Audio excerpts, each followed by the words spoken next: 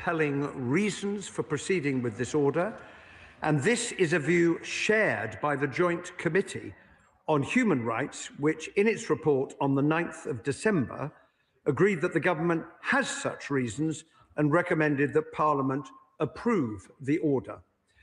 The committee stated that, and I quote, "In these exceptional and unusual circumstances, the government has sufficiently compelling reasons to proceed by way of a remedial order." I want to set out what the government believes those reasons to be. Firstly, we must provide clarity on immunity and remove the bar on civil claims as quickly as possible. This is essential for all involved, victims, survivors, and veterans, and is a prerequisite for building trust. Secondly, providing this clarity is vital to enable the Independent Commission for Reconciliation and Information Recovery to continue its work. It is my view that while immunity, a key plank of the 2023 Legacy Act, remains on the statute book, it will be difficult for ICRIR to obtain the confidence of all victims and survivors.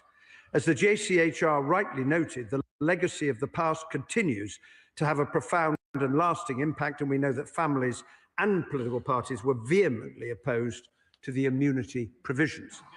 While the repeal of immunity is only one aspect of reforming the arrangements put in place by the 2023 Act, I am confident that its repeal will result in a greater confidence for referrals to be made. Given that many individuals are elderly, they cannot keep on waiting. It is the government's view that these changes should therefore be made through the remedial order as soon as possible. Mr. Speaker, the government has a clear mandate, compelling reasons, and a procedural basis which the JCHR has endorsed, and the House will have an opportunity to debate the order in the new year. Thank you very much, Mr. Speaker, for granting this urgent question, which I've asked because I think that there's a very real danger that the government may be about to break the law. And it's very important that the House is aware that the Joint Committee on Human Rights was not in possession of all of the facts when it wrote its report. Last year, the High Court in Belfast found parts of the Legacy Act to be incompatible with the European Convention on Human Rights. And at the time of the last election, the Conservative government was appealing that highly disputable decision. The incoming Labour government, for reasons it's never disclosed, chose to drop that appeal and subsequently has laid a draft remedial order to amend the legislation. Now, the problem with this, Mr. Speaker, is that earlier this year, the Northern Ireland Veterans Movement was granted permission to intervene in the case before the Supreme Court. And on the 15th of October this year, Lord Wilson Casey, acting for the movement, did just that and gave written and oral submissions, which the court are now considering. Consequently, it's entirely possible that the declarations of incompatibility relied on by the Secretary of State to lay the remedial order will be quashed. The case is very much live, and this is very important because under Section 10 of the Human Rights Act, a government only has the authority to use a remedial order unless and until all appeals in relation to declarations of incompatibility have been determined or abandoned. This test is not met. And if the government decides to push ahead with its remedial order, not only will it be acting ultra vires, it will set a terrible precedent, which will mean that future governments may use remedial orders in ways that they were never intended to use. To avoid this, all the government needs to do is to commit to not pushing its remedial order to a vote until the Supreme Court has finally ruled. Will the Secretary of State make that commitment? Very well done. Secretary of State. Well, I'm grateful to the honourable gentleman for the point that he has raised, but I would say to him that the argument he puts is not correct. The appeal was abandoned by the government in July 2024, and he says, for reasons that have never been disclosed, the government has been absolutely clear from the beginning, we disagree with immunity and we are committed to repeal and replace the Legacy Act. And Section 10 gives a Secretary of State the ability to make a remedial order when a declaration of incompatibility has been made and any appeal has been determined or abandoned. It has been abandoned by the government. Now, the honourable gentleman has suggested that the ongoing Supreme Court appeal in means that the conditions have not been met, and therefore suggests that we may lack the virus to lay this order. I do not agree with his assessment, and have made the position clear to the honourable member in the correspondence that we have had, I think an exchange of 2 emails and 2 letters. I can confirm to the House that in July 2024, the government formally abandoned its appeal concerning the declaration of incompatibility relating to immunity from prosecution. That declaration was not part of the appeal that is now before the Supreme Court. And the fact that the Northern Ireland Veterans Movement was granted permission to intervene does not alter this legal reality. Foster. Thank you, Madam Deputy Speaker. Last month, the House debated the Troubles Bill, and we heard many moving contributions about the devastating loss experienced by families, including military families, many of whom are still seeking answers. Does the Secretary of State agree that the voices of those whose governments, of the government's legislation, what it's for, should be at the forefront of our minds when we debate it and every time we debate it? Thank you. I do agree with my honourable friend, and I would just further say that the honourable gentleman who speaks for the opposition and the principal opposition party remain, it seems, wedded to immunity, which was well, the honourable gentleman says once again, as he does in all these debates, conditional immunity. I think the last time we debated it, I reminded him what the legislation of the last government said. It said that the Commission must give immunity, if the conditions for giving immunity are met, which are quite clearly, well, the honourable gentlemen have not reminded themselves of what their legislation said. All that was required was that for somebody to come forward and to say what they had done, and if what they had done was an offence, then the Commission must grant them immunity. And I would say to the opposition that at some point they do need to recognise, that that provision for immunity for terrorists, because the last government said we wish to give immunity to terrorists, had no support in Northern Ireland. And I'm sorry that they don't recognise that, because I've said on many occasions, progress cannot be made in trying to deal with the problem of legacy when the provision that is in the current legislation, which we are committed to repeal and replace, has no support in the place that suffered more than anywhere else during the course of the Troubles. Can I remind colleagues, if they wish to ask a question, they should be bobbing and try and reduce chuntering from the front benches. I ask the Liberal Democrat spokesperson, Dr Alpinkerton. Madam Deputy Speaker, the introduction of a remedial order is welcome and necessary, even if its timing is potentially vexed. This remedial order promises to finally end the policy of conditional immunity that was integral to the 2023 Legacy Act, a policy that may have had benign intentions, but which did put us at odds with our international legal obligations, and which regrettably drew a moral equivalence between UK service personnel and terrorist paramilitaries. I note the Joint Committee on Human Rights' second report, published last week, which recommended its approval. However, I also note that committee's concern regarding the unusual sequencing and timing of the remedial order in relation to the forthcoming primary legislation.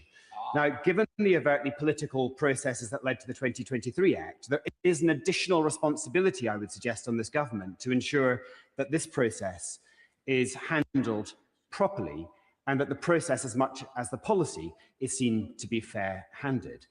There is a broad recognition of the need to repeal and replace the 2023 Legacy Act, but we also need to acknowledge that the removal of conditional immunity has created real anxiety, particularly among veterans groups. They fear the risk of prosecution. And so I also welcome the Secretary of State's letter circulated yesterday, Annex A in particular. So can I just ask the Secretary of State, if I may, three things. First of all, to clarify... You have exactly 1 minute and you've gone over, so my apologies. Secretary of State. Well, I'm grateful to the honourable gentleman for what he said and for the support that he gives to what we are seeking to do in the remedial order. I acknowledge the responsibility that the government has. These are quite unusual circumstances.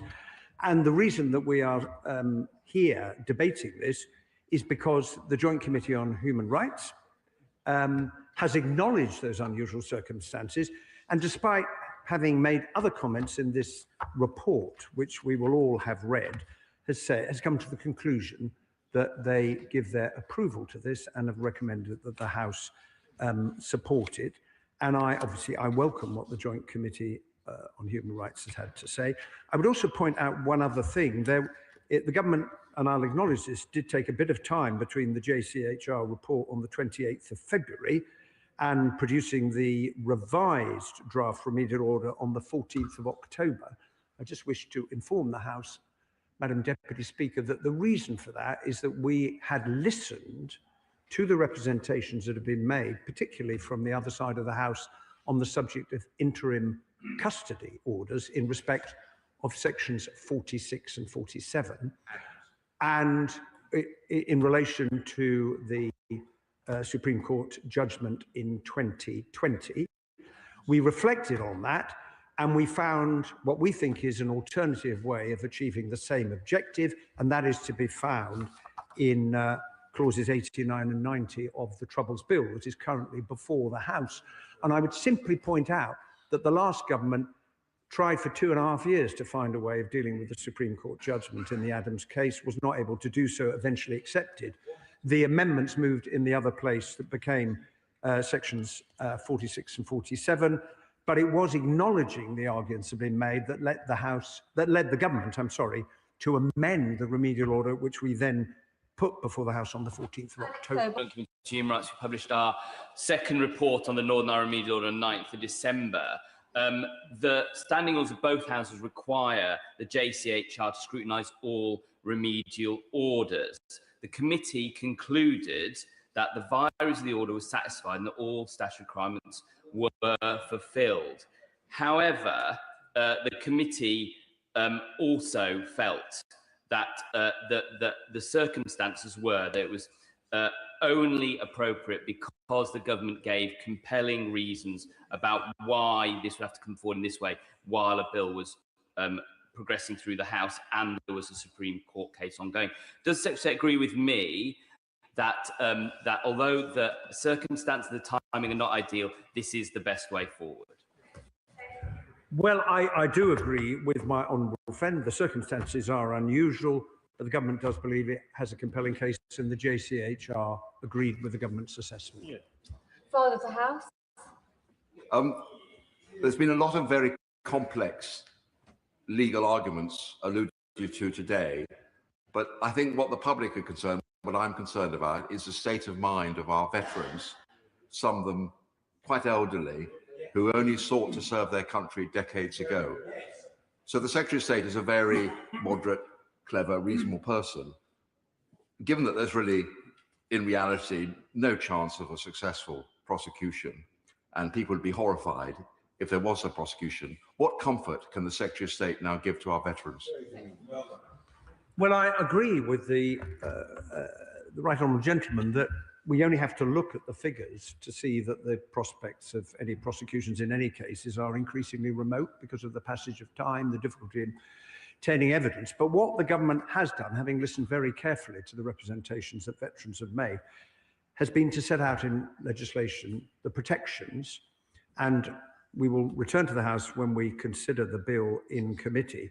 Protection from repeated investigation, the right to stay at home, to seek anonymity, protection in old age, protection from cold calling, and the right to be heard. And I hope that when veterans get a chance to see precisely how they're going to work, the fact that they are contained in the legislation, they will reassure that the government is looking out for their interests. Member Adam Jogi.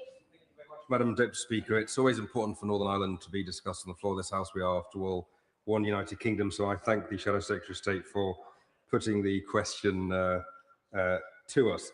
But we must never forget the people of Northern Ireland. So can I ask my honourable friend what recent engagement he's had with victims, survivors and other organisations representing them as part of his work to address the legacy of the past? I have had many such meetings. The Victims and Survivors Forum, for example, I've met twice in the recent past to explain the legislation that the government has published. I would make the point that there is a great lack of trust on the part of victims and survivors in Northern Ireland who feel they've been let down many times before. And trust undermined it's very hard to rebuild it. They are taking account of the legislation the government has passed.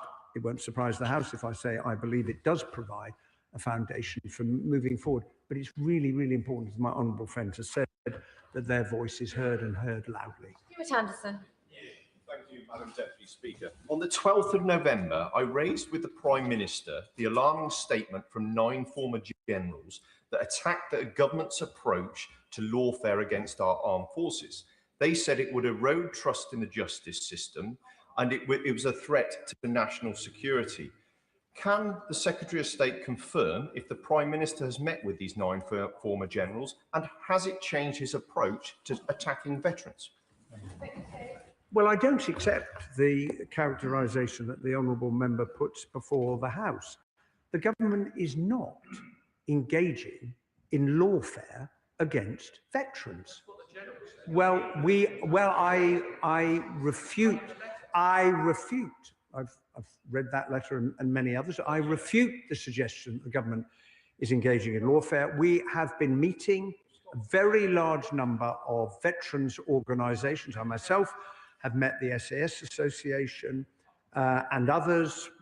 Ministry of Defence ministers have met. We are listening, and the House will see when we come to committee stage the results of those considerations, because the government is absolutely determined to ensure that there are proper protections in recognition of the hugely important and dangerous role that those who served in Operation Banner performed in trying to keep the people of Northern Ireland and indeed of the United Kingdom safe. Peter Swallow. Thank you, Madam Deputy Speaker. As a member of the JCHR, I'm concerned that the Shadow Northern Ireland Secretary may have inadvertently misled the House when he suggests that our committee did not discharge our role seriously and consider all of the evidence in this case when we produced the report. The report which we produced recommended that this remedial order be made in no small part because of the incredible sensitivity around anything to do with the Northern Ireland Troubles and the need to make sure that we are building bridges across communities, and in no small part too, may I say, Madam Deputy Speaker, because of the seriousness with which the committee feels the Secretary of State takes this issue. It is therefore quite right, I believe, that the Secretary of State make this a remedial order. Does he not agree that it is not right, not serious politics, to play party politics with such a delicate issue? Well, I would say to my honourable friend, who is a distinguished member of the committee, that I am grateful for the support that the Joint Committee on Human Rights has given for the remedial order and for the government's assessment of the compelling reasons. And personally, I'm not accusing anybody of anything else. I want to try and get this legislation right, as I've said to the House many times before, and I will work with all honourable members who will join me in that task. Gavin Robinson. Thank you very much, Madam Deputy Speaker. The Secretary of State is perfectly entitled to pursue a policy desire of removing immunity. Indeed, he knows that my colleagues and I support that position, and we found it quite difficult that yet another government was prepared to offer a different variation on immunity for the perpetrators of terror in Northern Ireland. We find that repugnant. So we support the notion that immunity should not stand. But that's not the question before the Secretary of State today. The question before the Secretary of State is whether he should misappropriate a remedial order process, which is about dealing with the incompatibility of human rights law, not incompatibility with his policy objectives. So for as long as the question still remains before the Supreme Court, which it does, though it's not his appeal, it is the Northern Ireland Veterans Movement, is it not better, given he's acknowledged there is an issue of trust on this issue, that he should just at least wait? Well, I would say two things to the right honourable gentleman. Firstly, I would reject the suggestion that I or the government has misappropriated a remedial order or misapplied Section 10 of the Human Rights Act. And I would cite in aid of that argument that the JCHR, whose job it is to scrutinize, well, he shakes his head, it is their job to scrutinise. If they had come to the House and said, we don't think the case is made, well, the government, of course, would have respected that. That is not what the JCHR said. The second reason is time is not waiting for the victims. It is not. And that is why the government thinks, there are those I've spoken to say, well, as long as it's still on the statute book, even though it has been declared incompatible, we doubt whether we can trust the process. And having decided, Madam Deputy Speaker, to keep the Commission but to reform it, I think it's right we remove that uncertainty as swiftly as possible, and that is what the remedial order is seeking to do. I think the whole House can agree this is a very serious and sensitive topic. Can I ask members to be mindful with their language and ensure that they're not heckling whilst they are seated? I call Select Committee Member David Smith. Thank you, Madam Deputy Speaker. The Secretary of State, you've already confirmed that under the Legacy Act, the immunity provisions were never commenced, and so therefore it's important to say that nobody ever was granted immunity under them. But sticking with the subject of immunity, the three Veterans Commissioners for Northern Ireland, Scotland and Wales have all said they do not call for immunity under the law, but fairness under it. Does he agree with them? I agree with that statement completely, which is why I must confess my disappointment that the opposition is still clinging to the notion of immunity, including immunity for terrorists. The Veterans Commissioners are quite right. They want fairness, and that is what the government is determined to deliver. Sir Edward Smith. Madam Deputy Speaker, I just simply say to the Secretary of State, it does seem like ridiculous haste when the Act is going through right now, and that surely to do this when he knows for a fact that there is already an appeal going on does, as has already been said, become abusive in terms of the real purpose of a remedial order.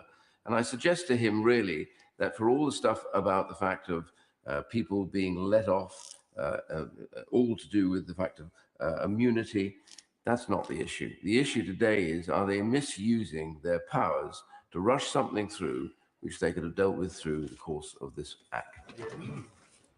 Well, I make 2 points to the right honourable gentleman who served with such distinction in Northern Ireland. Is first of all, as we have just heard, immunity was never commenced. It was declared incompatible. It was also struck down under Article 2. And I reject again the suggestion that the government is somehow abusing the process. If that was an argument, then one might have expected the Joint Committee on Human Rights to have agreed with it. It did not. It heard all of the points that have been put, and it concluded that in these particular circumstances it was right to proceed, and that is why it is recommending to the House that it should support the remedial order. Katrina Murray. Thank you, Madam Deputy Speaker. This week's exhibition in the upper waiting hall is a memorial quilt produced by members of the South East Fermanagh Foundation. It's a very moving way to remember those who have been innocent victims of terrorism. The dates on those quilts panels remind us how long those families have been fighting for justice. Can I ask the Secretary of State what message he wants to send out to every person who has produced one of those quilt panels for Seth, but also to all of those other families from this statement today? Well, I met on Monday night with the families who'd come over for the unveiling of the quilts. Could I say to all members of the House, if you haven't had a chance to go up to the upper waiting hall to look at them, I would urge you to do so, because the story they tell is profoundly moving, but is a reminder of the continuing search for justice that so many people in Northern Ireland have got. And I would look at those quotes and say it is an argument for what we're trying to do to secure legislation that can actually help find those answers for all those people who are remembered on the quilts that are upstairs. Robin Swan. Thank you very much, Madam Deputy Speaker. In regards to the Secretary of State and the accusation about rushing this through, he will be conscious of an Irish government that isn't rushing anything through in regards to the support, in regards of what's actually doing. Yesterday, the Justice Minister in the Republic of Ireland received permission from the government to draft priority legislation to enable state bodies to give oral evidence to the UMA inquiry. Madam Deputy Speaker, that was only because the UMA families are taking legal action.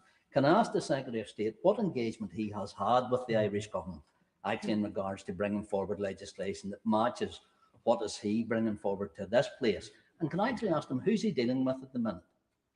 Because it used to be the Taoiseach Simon Harris, who's now been promoted, or is it the Justice Minister who's bringing forward this, or is it the new FDA Minister?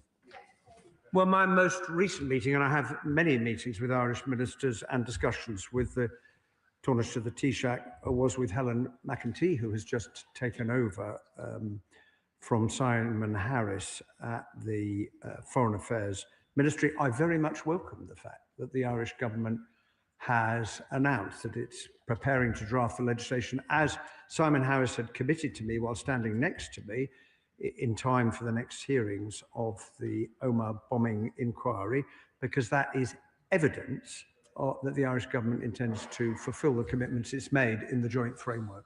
Anderson. Thank you, Madam Deputy Speaker. I'd like to commend the Secretary of State for the care he's taking to be as fast as possible for those victims, survivors and veterans' families who need to hear answers, but the care that he's taking to make sure this is legally correct. And I would echo the comments about the South East Fermanagh Foundation quilt in Parliament today, which reminds us of the need to get those answers for families. And can the Secretary of State confirm that he's concerned, as I am, that the opposition are just interested in making political points rather than really building peace, which is what we need to do together as members of the House? And would he confirm that the remedial order removes what would have been immunity for terrorists? Well, I would say to my honourable friend, I think all members of the House have a shared commitment to trying to ensure that the peace that Northern Ireland has enjoyed since the signing of the Good Friday Agreement is maintained. All of us do. We have a difference of view about, in some respects, about the right way of seeking to do that. And I am always willing to be challenged on the arguments that I put on behalf of the government, and to challenge the arguments that I hear from the opposition front benches. In the end, we know that we have to deal with this because the last bit of legislation failed to achieve, as someone said earlier, whatever its intentions, failed to achieve its purpose. It did not command support in Northern Ireland, and that is why we have to make progress. Sir Julian Lewis. I just asked the Secretary of State to clarify whether his earlier remarks mean what I think they mean, which is that even if it had not been for the guidance of the Joint Committee on Human Rights, the government would anyway wanted to have repealed the legislation of the Legacy Act. It's a political decision. And given that he said that he did not believe that there would be convictions at the end of this process, does that not mean that there will be several, if not many, trials? And if no one is convicted at the end of the process, how does that help anyone? And how does it avoid just torturing the people who are put through the trial? Very good. Well, if I may just correct what I think was the interpretation that the right honourable member was putting on what I had said. I made it quite clear a moment ago. Had the Joint Committee on Human Rights reached a different conclusion about the appropriateness of the remedial order, the government would, of course, respect it. I also made clear in my earlier comments, this government came into office committed to get rid of immunity. We've been quite clear about that from the start, and the remedial order will seek to give effect to that. If one looks at the figures, we've discussed prosecutions of veterans. There has been one successful prosecution of a veteran since the signing of the Good Friday Agreement. One. And the point I was making is, if you look at the figures, well, there are currently 9 live cases before the courts relating to the Troubles. 7 of them relate to paramilitaries, 6 of those relate to the provisional IRA. And I've heard the argument from those benches opposite, oh, well, none of the paramilitaries are getting prosecuted. That is not the case. It's really important that we have these debates on the basis of facts. Jim Allister. The Secretary of State doesn't need me to tell him that he and the government are struggling to command veteran support for his bill. Could I therefore ask him, in order to address that deficit of support, should he not consider an amendment to Clause 3 to have the Veterans Commissioner for Northern Ireland serve on the Legacy Commission?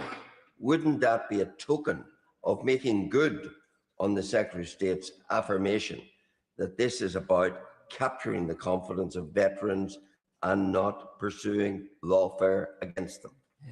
Well, as I've already indicated, I reject the suggestion that the government is in any way engaging in lawfare against veterans, in the same way that I reject any suggestion there are such things as politically motivated or vexatious prosecutions. Well, the honourable gentleman says from a sedentary position, oh, come on. I've heard those words from opposition members in previous debates on these questions. There will no doubt be a number of amendments and suggestions made when we come to detailed consideration of the bill, and we will consider them at the time. Sir Geoffrey Cox. Thank you, Madam Deputy Speaker. I wonder if the Secretary of State can assist me with this problem. The Supreme Court is at the moment seized of the issue as to the lawfulness of the declaration of incompatibility. The fact that the government has withdrawn its appeal does not prevent the Supreme Court from ruling on it. Let us suppose the Supreme Court rules that the declaration of incompatibility is void. Suppose that would mean, therefore, that that legal position is that the declaration of incompatibility would be void. And therefore, the basis on which the order that the Secretary of State is proceeding on would be removed. Surely it would be prudent to wait to see if the Supreme Court rules on it, because otherwise what will be doing is proceeding with an unlawful order.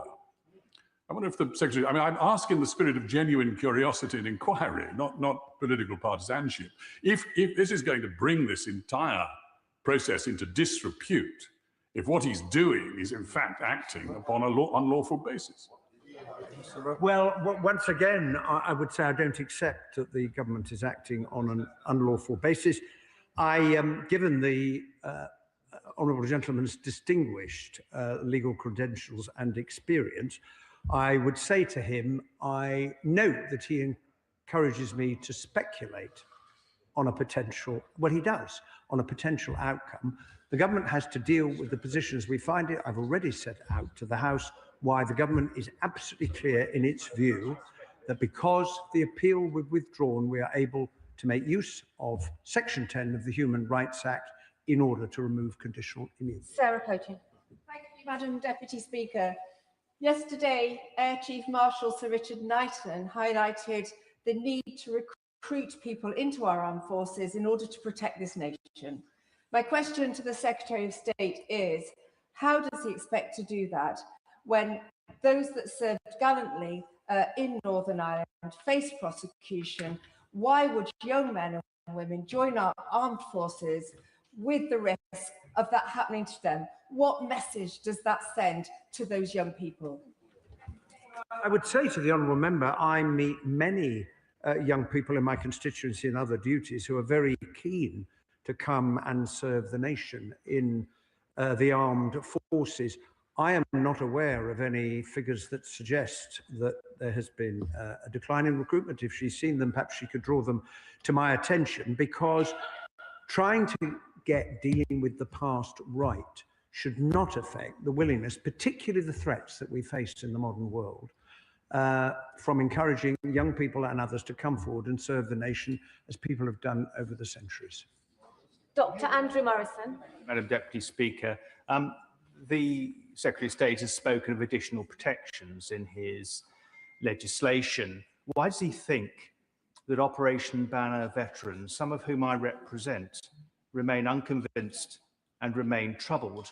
And why does he think that the Irish Prime Minister believes that there are no additional protections? And whilst he's about it, can he do something to reassure veterans who are feeling very unhappy with this, perhaps along the lines of saying categorically that no former terrorists or members of proscribed organisations will serve on the Legacy Commission? Well, I've already made it clear to the House that those who have engaged in paramilitary activity, as long as I'm in this post, have no intention of appointing them to any of the posts that are contained in the bill. On the protections, I think we all have a responsibility to explain and to point out that they are in the draft legislation in clauses 30, 31, 36, 91, 84, 54, 56, 69, and 8. They are real, tangible protections, and they do respond very directly to the concerns that veterans have raised with the government. The reason we've introduced them is because of our determination to make sure that veterans are treated properly. Alex Easton. Deputy Speaker, Secretary of State, the official opposition are saying to hold off on the remedial order until the Supreme Court judgment. Have you actually sought any legal advice on this, and can you share it with the House? The word "you" is not appropriate, so if he wants to rephrase and quickly get to his point. Has the Secretary of State sought any legal advice on the issue, and can he share it with the House? And can he also give us an update on the Irish government in terms of making sure that the Irish government produce all legal papers on their role on the IRA and the involvement of the Garda Síochána? Well, as the honourable gentleman will be well aware, there is a long-standing tradition that the government does not reveal the legal advice it receives. All governments receive legal advice, but we don't share it because that's part of the business of government. I've already made reference to the announcement that the Irish government has made in respect of legislation to enable witnesses to give evidence to the Omagh bombing inquiry, which I welcome. John Cooper. Can the Secretary of State confirm whether or not the remedial order will have to be voted on in the other place? Yes, it will be voted on in both houses in the new year. Thank you, Madam Deputy Speaker. Despite what the Secretary of State continues to say in this House, the prosecution of elderly veterans has been vexatious. In the Soldier F trial, the judge agreed with the submissions of the defence that the threshold to prosecute was far from being reached. Political interference brought this matter to court. How, if the Secretary of State can't even accept that there's been vexatious prosecutions, does he ensure that this remedial order gives a clear distinction between the bomber who presents him or herself as a victim and the ordinary man and woman or child who were murdered or maimed by the actions of terrorists? Well, there is the clearest distinction between the two groups of people that the honourable member refers to, and I've made it clear from the dispatch box on a number of occasions. There is absolutely no equivalence between those who sought to protect the public and those who committed the most appalling terrorist atrocities. I have to respectfully disagree with the honourable member, because if she is arguing that prosecutions have been vexatious, she is saying that our independent prosecutors are working on a basis that is out with their task, which is in all cases, look at the evidence. Is there a reasonable prospect of conviction? Is it in the public interest to prosecute? And if we undermine the independence of independent prosecutors, the separation between the government and the court system, we are sunk as a nation. And that is why I'm so firm in saying there is no such thing as a vexatious prosecution. Thank you, Madam Deputy Speaker. Notwithstanding the fact that the Secretary of State has said the chances of a successful prosecution are very limited indeed, the fact is the punishment is in the process of investigation and trial in the first place. So will the Secretary of State now look sympathetically at appropriate amendments to the bill to make sure that the bar is raised very, very high, so it's almost impossible for one of our brave veterans to be prosecuted in our courts? Well, as I've said to the House before, of course I will look carefully at all of the amendments that are put down to the bill when we come to debate it at committee stage and report of the whole House here.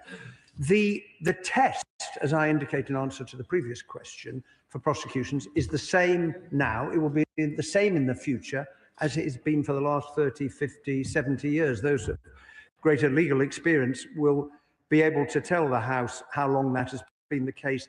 It will not change because it depends on the evidence. What we are doing is setting out in the bill that in order to reinvestigate things, the Commission has to be of the view that it is essential to do so. And that is a very high bar, the word essential. Final question, Jim Shannon. Thank you, Madam Deputy Speaker. The Canova report was clear in proving that there was no evidence of state collusion or machinations, and yet the Republican drum still bangs to cover the sound of the voices of the innocents, calling for justice and to be heard. So how will the Secretary of State respond to the lack of protection for the service personnel and the perpetual deliberate focus on them, and look at the 2,057 murders carried out by Republicans and the 1,027 loyalist murders which haven't received any justice at all, and will provide yet another whitewash over the blood of the innocents have been shed, and the impact it still has on all of those families throughout the province? Thank you. Well, I say to the honourable gentleman, for whom I have the greatest respect, I think he and I hope the whole House, share the desire to enable answers to be provided for all those families who are living with the pain of not knowing what happened to their loved ones. The Canova report has made a very important contribution to seeking to uncover the truth. We have drawn on a number of the lessons of Canova in drafting the legislation, including the Victims and Survivors Advisory Panel, because many people said that was one of the great things about the way Canova went about its job. It is in the draft bill that the House will consider again shortly. Point of order, Peter Swallow. Thank you, Madam Deputy Speaker. On a point of order, the point I was trying to raise in my question to the Secretary of State was that on any issue to do with the Northern Irish Troubles, we must tread with appropriate solemnity and seriousness. It was therefore disappointing to be accused of being an idiot by the opposition front bench whilst making this very point. So could I ask, what advice would you give me on ensuring that the honourable member for Raleigh and Wickford appropriately apologises, not to me, but to this whole House, for lowering the tone of this serious debate? If I had heard any inappropriate language, I would have dealt with it very swiftly and dealt with that member involved, and no inappropriate language should be used in the chamber. And a topic such as this, which is highly charged, emotional and very serious, we need to double down and make sure we're using the most appropriate language. Now, Mr. Francois, before you respond, please remember you're also responding to me in the chair. No doubt you will not want to displease me either with any of your response going forward. Mr. Francois. Madam Speaker, I'm too experienced to try and displease you in any way. For clarity, I was responding to the fact that the honourable gentleman had accused, pardon me, had accused my right honourable friend of saying something which, as Hansard will prove conclusively in the morning, he clearly did not say. So, if he feels that word, and you, Madam Deputy Speaker, was inappropriate, I withdraw it. But I will say I still believe that the honourable gentleman was wrong. Yeah. I do not wish to prolong the debate, and no doubt that will be seen by most as an apology. We have finished this urgent question. I'll give the front benches a few moments to shuffle over.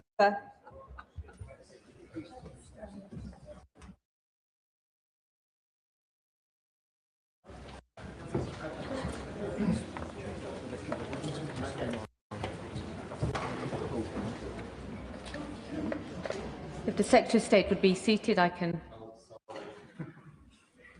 Urgent question, Dr. Caroline Johnson.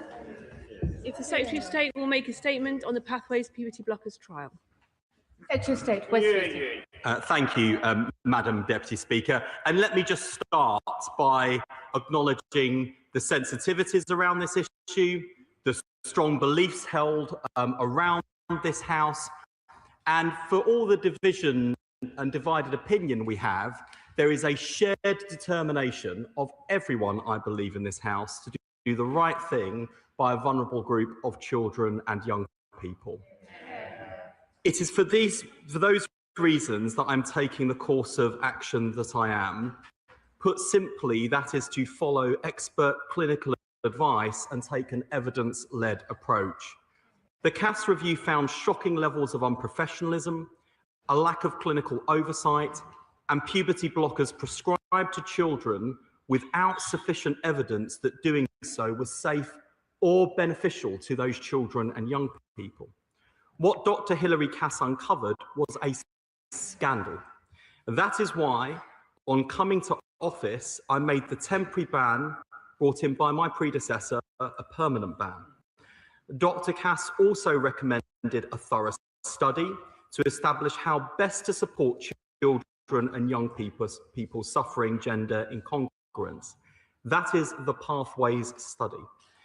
It has 4 main parts, one of which is the clinical trial to study the effects of puberty-suppressing hormones on young people's physical, social, and emotional well-being.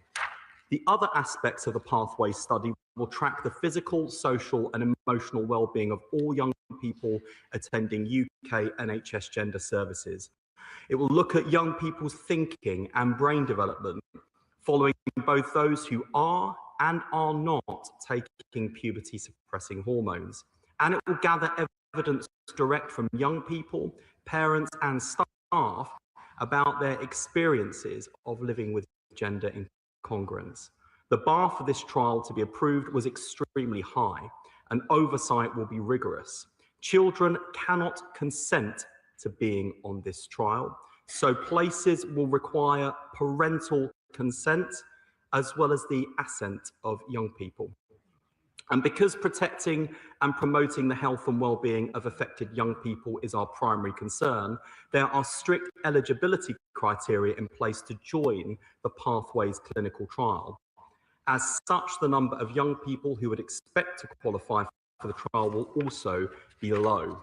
Participants must undergo thorough mental and physical assessments and will be followed over a number of years with regular well-being checks. Puberty blockers have also been used to delay puberty in children and young people who start puberty much too early. Use in those cases has been extensively tested and has met strict safety requirements for that use. The study is being led by King's College London and the South London and Maudsley NHS Foundation Trust. It has been carefully checked by independent scientists who advise the National Institute for Health and Care Research and by the Medicines and Healthcare Products Regulatory Agency and received approval from a Research Ethics Committee. Madam Deputy Speaker, I am treading cautiously in this area because the safety of children must come first. Dr. Caroline Johnson.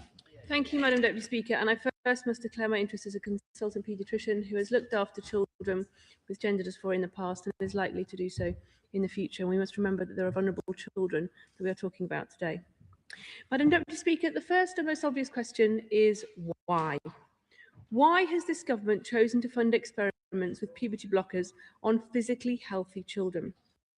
Despite saying he was comfortable with this trial in a briefing to MPs, the Secretary of State told the media on Friday and Select Committee this morning that he is in fact uncomfortable with it. Why is it even being considered before the data linkage study is complete?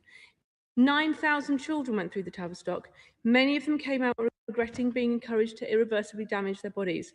We should look carefully at those outcomes before we make the same mistakes. What steps is he taking to secure the data from the Tavistock and have it analysed? What steps is he taking to hold to account those obstructing access to data linkage information? And what assessment has he made of the motivations of those obstructing that data when this is a study to safeguard children? And what of the trial itself? 226 children will go through this trial. Is that a limit or a target? These children will be randomised to getting puberty blockers now or in a year's time, or all will be analysed at 2 years. They will still be children. They may only be 11 years old. How can these results demonstrate a meaningful outcome? The control group isn't properly randomised but chosen from the Horizon Intensive Trial Group. Is the Secretary of State concerned that this will introduce bias? The criteria of getting puberty blockers under this trial requires just one parent to consent and for the clinician to think it will benefit the child.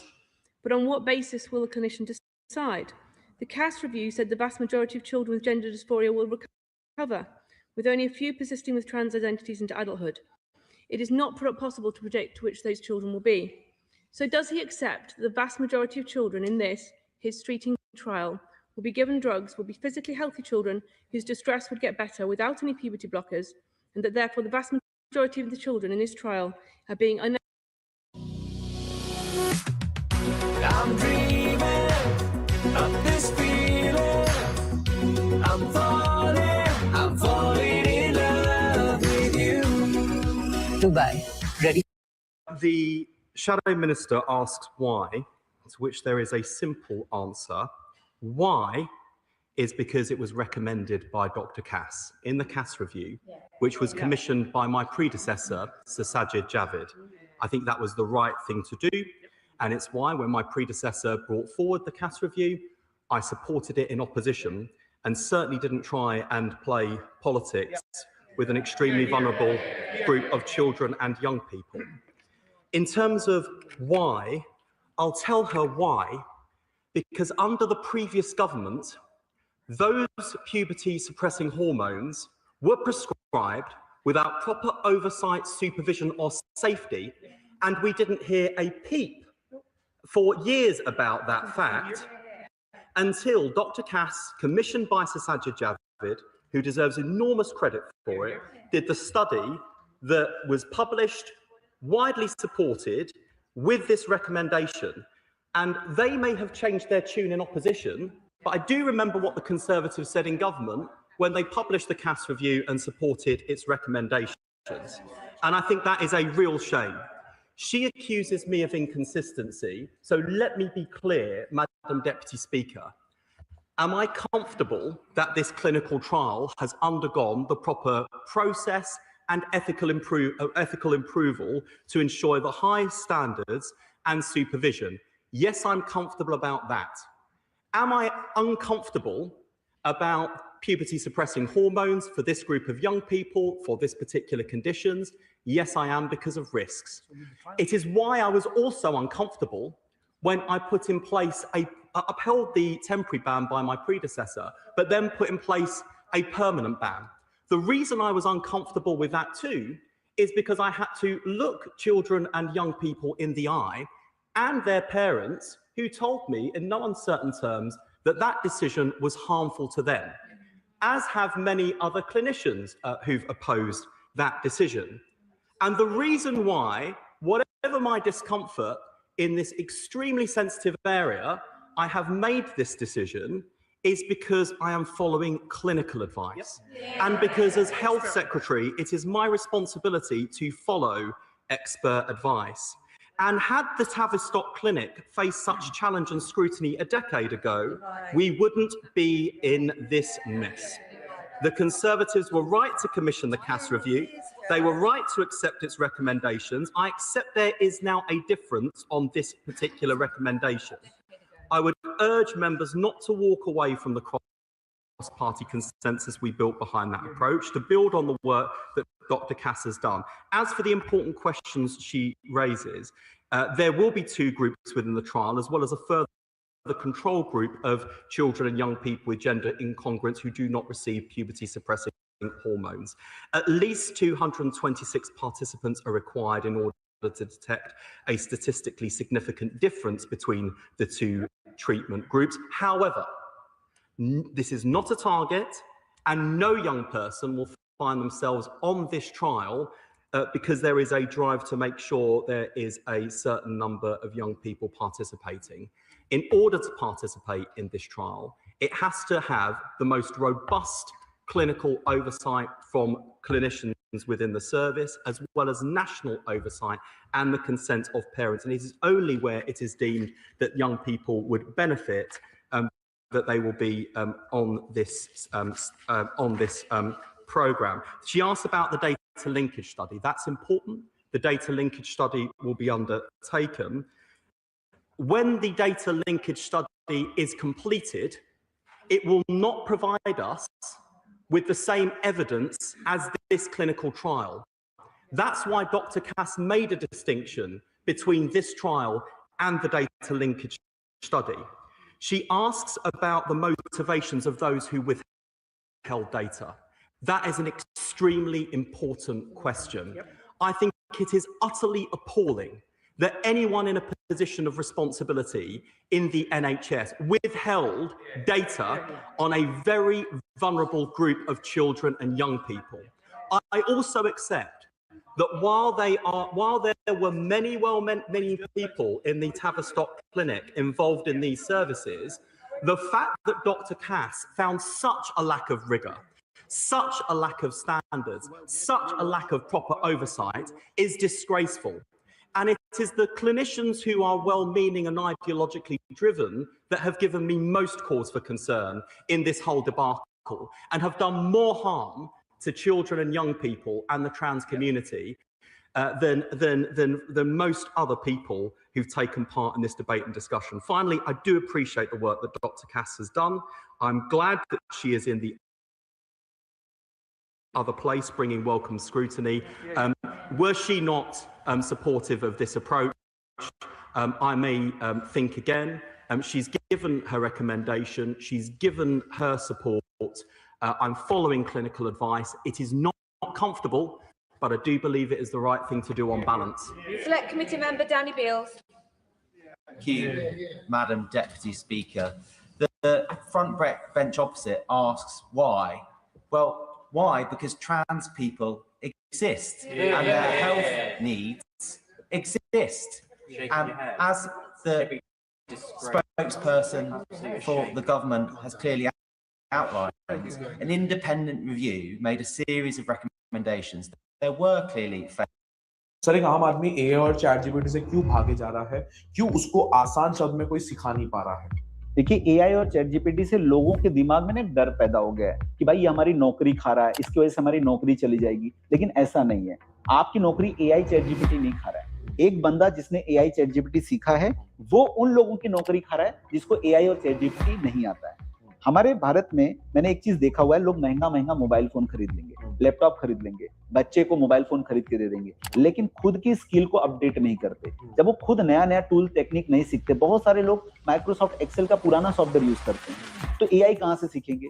मैं अभी अगर आपके audience को बताना चाहूं, को pilot 1 साल से ऊपर हो गया लॉन्च हुए, अभी कितने लोगों के एक्सेल में को पायलट ही नहीं है। को पायलट माइक्रोसॉफ्ट का one of the most advance tool है, वो लाएंगे ही नहीं। क्यों? तो सर को पायलट लाना कैसे, वो बात की बात है। को पायलट अगर हमने ला दिया पीपीटी के अंदर, एक्सेल के अंदर, उसका बेनिफिट क्या होता है? उसका बेनिफिट ये होता है देवेन, को पायलट 1 मिनट के अंदर 34 रिपोर्ट्स बनाता है। 34 रिपोर्ट्स 1 मिनट के अंदर बना देगा? 1 मिनट के अंदर बना देगा पीपीटी में, और ग्राफ के साथ बना देगा।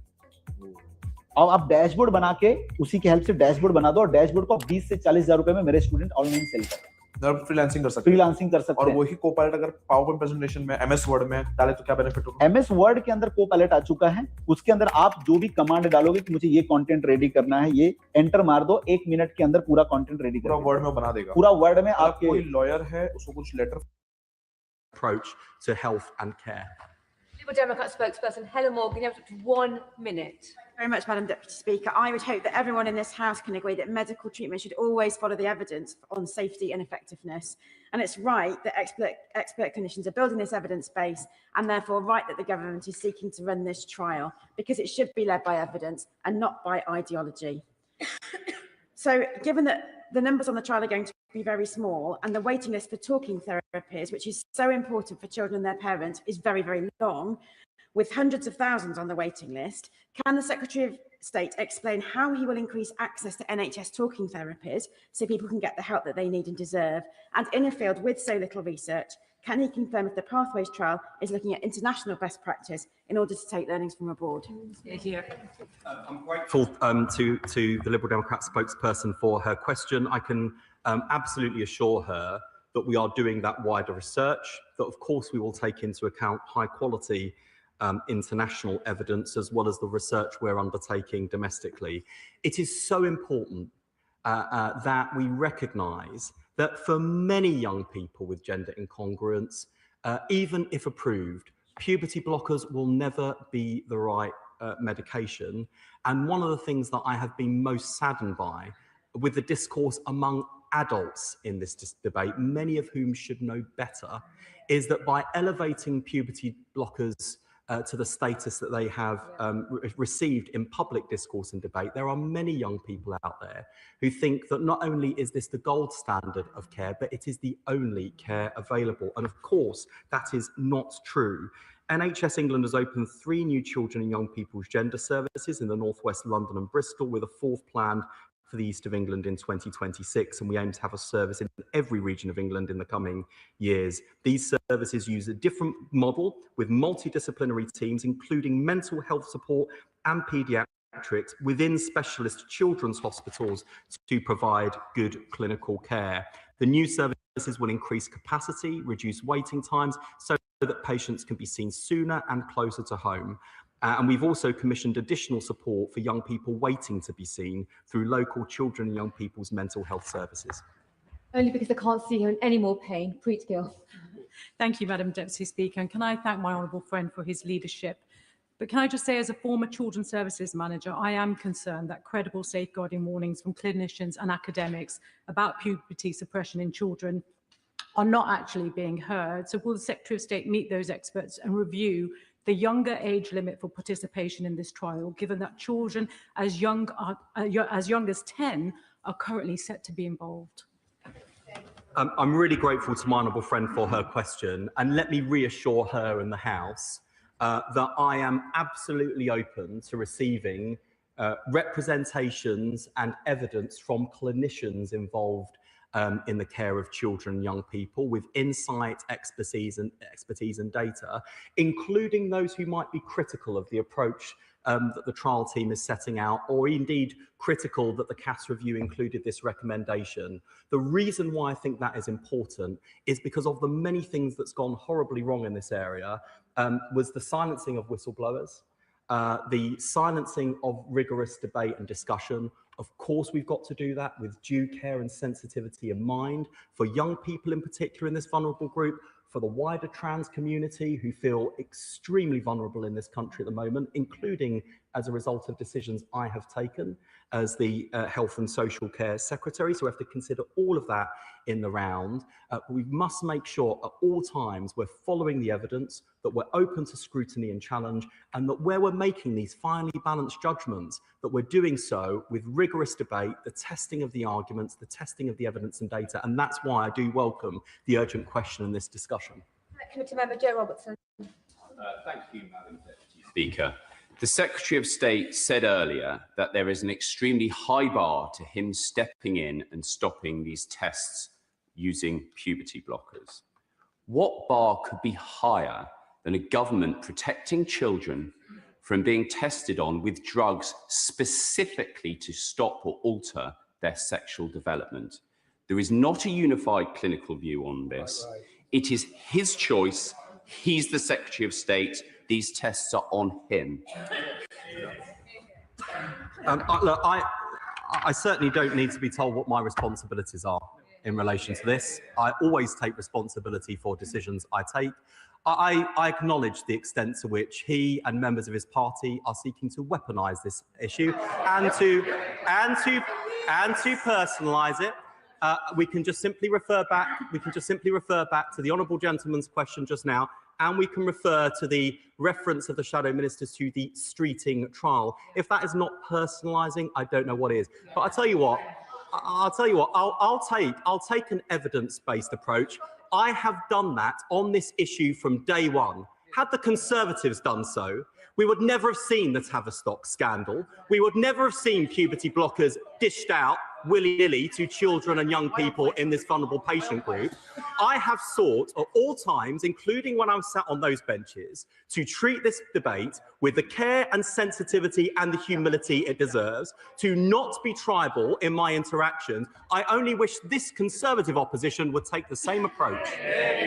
We're only at the start of this urgent question, so I ask members to reduce the temperature in the chamber. Rachel Taylor. Thank you, Madam Deputy Speaker. And can I thank my right honourable friend for the care and sensitivity he has taken to this subject all along.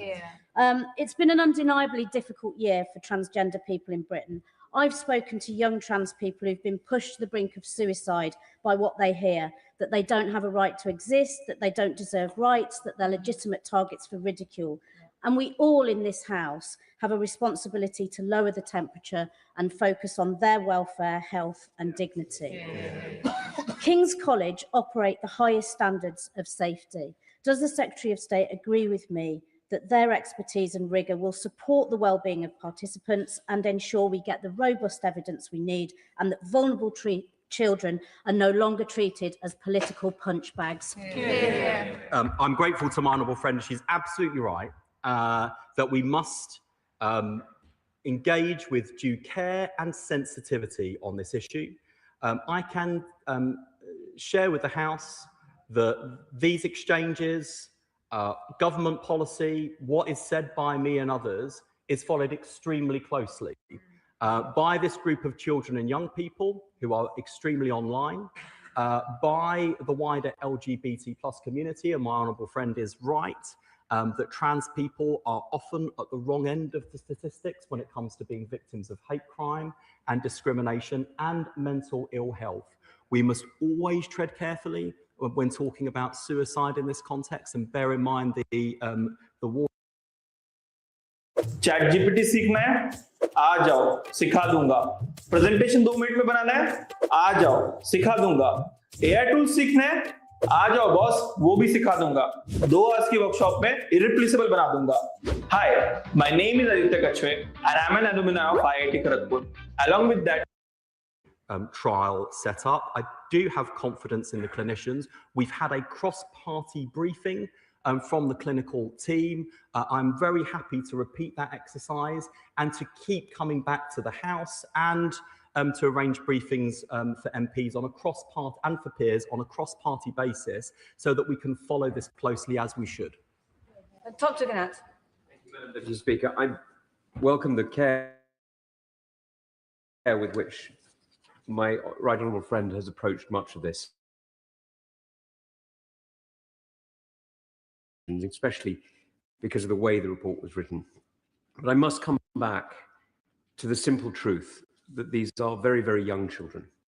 Decisions will be made for them, I appreciate, by parents taking that element of consent, that are genuinely irreversible.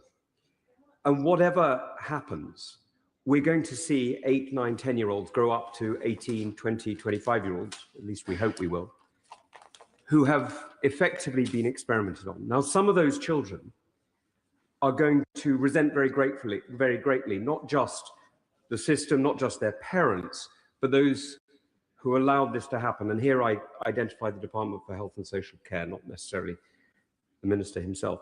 What provision is he putting in place to make sure that should those children wish to bring legal action against the department, against those who took these decisions at a time when they were not able to give any form of informed consent, they will be able to have redress, they will be able to have their day in court? Can I firstly thank the right honourable member for the way in which he puts his concerns, and I know he is concerned And these are finely balanced judgments, and I acknowledge that. The CAS review found that puberty blockers are being prescribed routinely without good evidence for their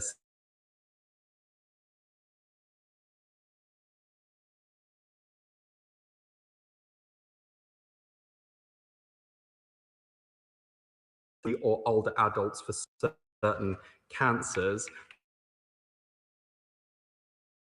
For adolescents, the interaction with all the different processes of puberty may be very significant, which is why more evidence and a better understanding of their impact is needed in this patient group. Anyone on the trial can choose to stop taking puberty-suppressing hormones and leave the trial at any time. They do not need to give a reason.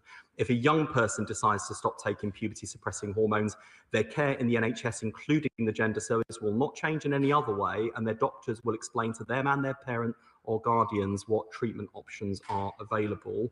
And I know there are concerns about longer-term impacts on fertility. Prospective risks of these hormones, including details about preserving fertility. Young people will also be offered to consult a fertility specialist, and the young person and their parent or guardians must clearly demonstrate a full understanding of all of these issues, and only then, after that, would a clinician sign off on the admission to the trial. I ask colleagues to keep their questions short and for the Secretary of State to keep his responses on point. Select Committee Member Josh Fenton-Flynn. Madam Deputy Speaker, I hope that we can all agree that the young people involved should not be used by anyone as a political football. Can my honourable friend please assure me that this process and trial will be clinically led and not as a result defined by rhetoric in this place or anywhere else? I can certainly give my honourable friend that assurance. Christine Jardine. Madam Deputy Speaker, can I also welcome the tone and the sensitivity that the Right Honourable Gentleman has taken to this issue, not just today, but throughout. We all recognise that we should be led by evidence in this. It's absolutely vital. But the trans community is, as has already been mentioned, a reality. They feel very vulnerable, very attacked, and there are those who have been on these medications for some time and are now concerned that they may no longer be available. What can he tell us to reassure them that they will be safe? Well, Madam Deputy Speaker, there have been, as I reported at the time that we put in place the permanent ban, there have been arrangements for people who were previously being prescribed puberty blockers. For people who wanted to access them but couldn't once the ban came in, they have not been able to access them through authorised means. I recognised when I took that decision and through the representations that I have received both directly and in writing, that caused considerable pain and distress to a very vulnerable group of children and young people, and people who care very much about them. That has not been something I'm indifferent to and something that I have taken very much into consideration. But with respect to all of those people I have met, no amount of political pressure should deter a health secretary expert opinion that really should underpin. Welcome the trial, and I commend the Secretary of State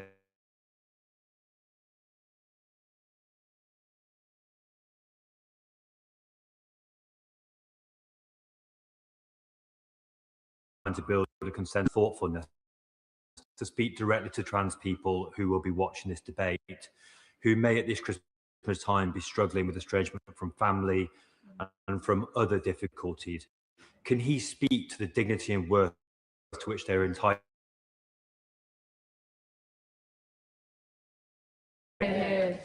I'm grateful to my honourable friend for that question.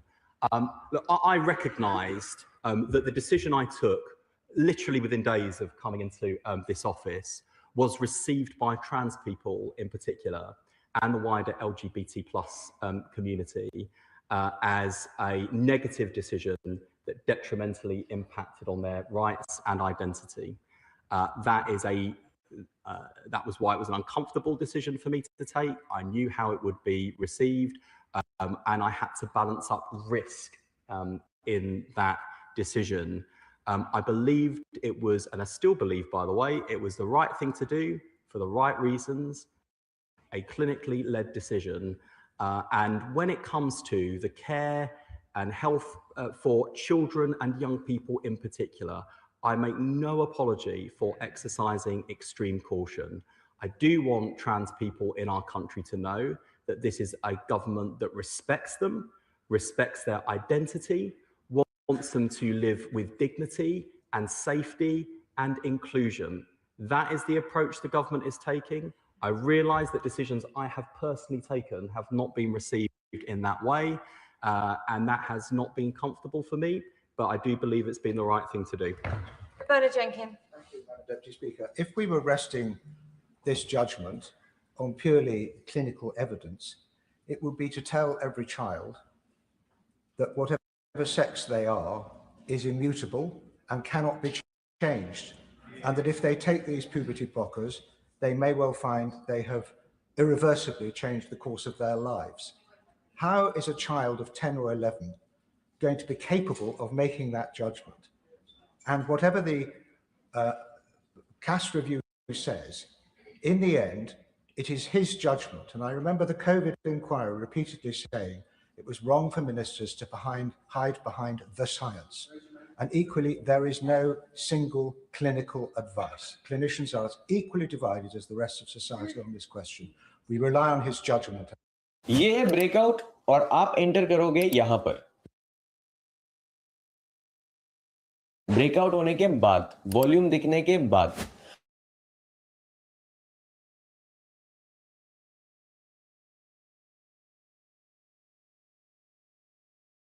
और इसी तरीके से ये सारे trades मैंने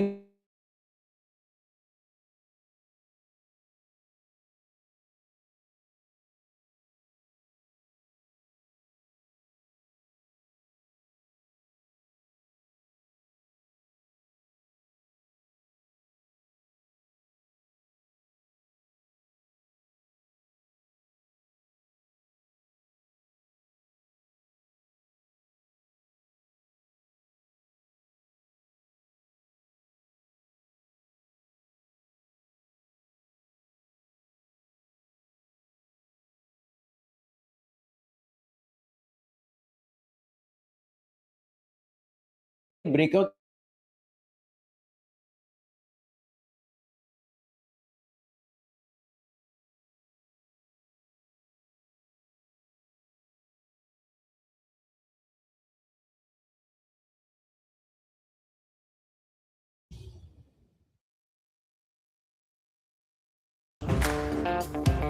If you're looking for a flat in Noida or Greno West, this video is for you. Today I'm at CRC Maestra, Sector 1, Greater Noida West. Maestra means majestic, and as the name, this project really in very powerful and unforgettable terms, not just the life-changing, but life-enhancing experience they've had. I think particularly of the university student I met, who if she walked into this chamber now, you would assume was born female, is living her best life and described in very powerful and unforgettable terms the impact that treatment has had for her and her quality of life. At the same time, I think of high-profile cases like Kira Bell's. And that is why we have to tread extremely carefully in this area, follow evidence, build an evidence base, and why these are such finely balanced judgments, and why I can be simultaneously uncomfortable with the permanent ban I put in place and uncomfortable with this clinical trial. I think that's hopefully reassuring to people that I think very deeply about these issues before taking decisions. Thank you, Madam Deputy Speaker. This is a deeply troubling time, as the Health Secretary has said, for the trans community. And I've heard that loudly from my trans constituents that have come to surgeries and in my postbag too. And when suicide rates amongst trans people are higher, much higher than the general population, we know we're denying that they exist or denying them life-saving healthcare lead. So what reassurances can the Secretary of State give to my trans constituents and the families that support them, who are extremely worried that they won't be able to access the healthcare that they need? I'm grateful to my honourable friend for his question, and I think the reassurance that we can provide to trans people in our country is that we are committed to making sure they have access to the highest quality and evidence-based healthcare. And that doesn't just apply in the case of children and young people, Madam Deputy Speaker. I hope to report to the House before the Christmas recess the work that's been undertaken in the Levy Review and to adult services too. So we are committed to making sure that we provide high quality care to a particular vulnerable group of children and young people. Kirsty Blackman. Although I disagreed with the permanent ban that was put in place, it is to the Secretary of State's credit that he has been very clear about all of the competing issues that he's balancing in order to make the decisions that he's making, and I do appreciate that. What I would like to ask is, for those young people who were hoping or are hoping to be part of the clinical trial or hoping to receive puberty blockers for whatever reasons, whether it will genuinely make a difference to their lives or whether they believe it will make a difference to their lives, how is he going to ensure that they are given appropriate support, the young people that do not get to become part of this trial when they've been hoping that this will be something that will change their lives? Grateful to the honourable member for her question and the way she puts it as a critic of some of the decisions I've taken in this space.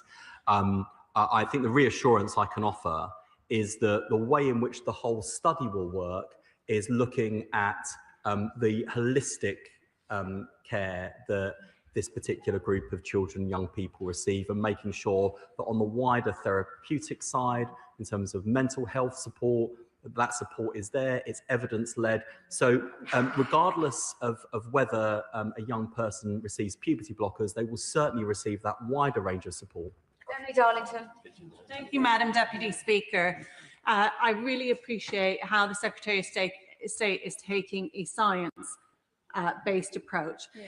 I would like to understand, we use puberty blockers for many different conditions. Will there, within this trial, also be looking at the data that has been amassed from those use of puberty blockers for other conditions?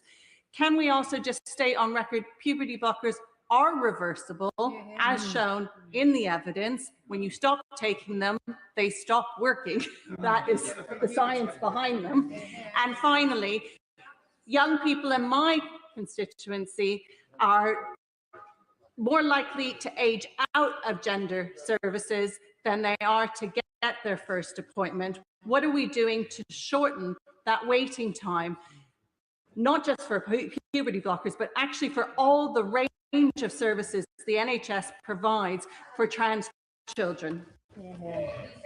Response. If members do not keep their questions short, I will not get everybody in, and the answers need to be just as short. Thank you. I will try, Madam Deputy Speaker.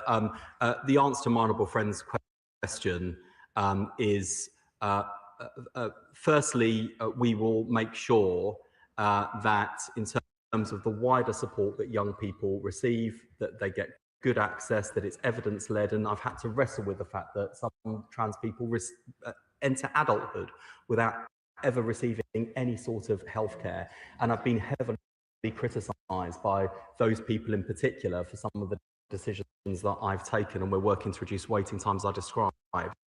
And the second thing to say, look, my honourable friend said that these are irreversible puberty blockers. We hear contrary views around the House of saying these are not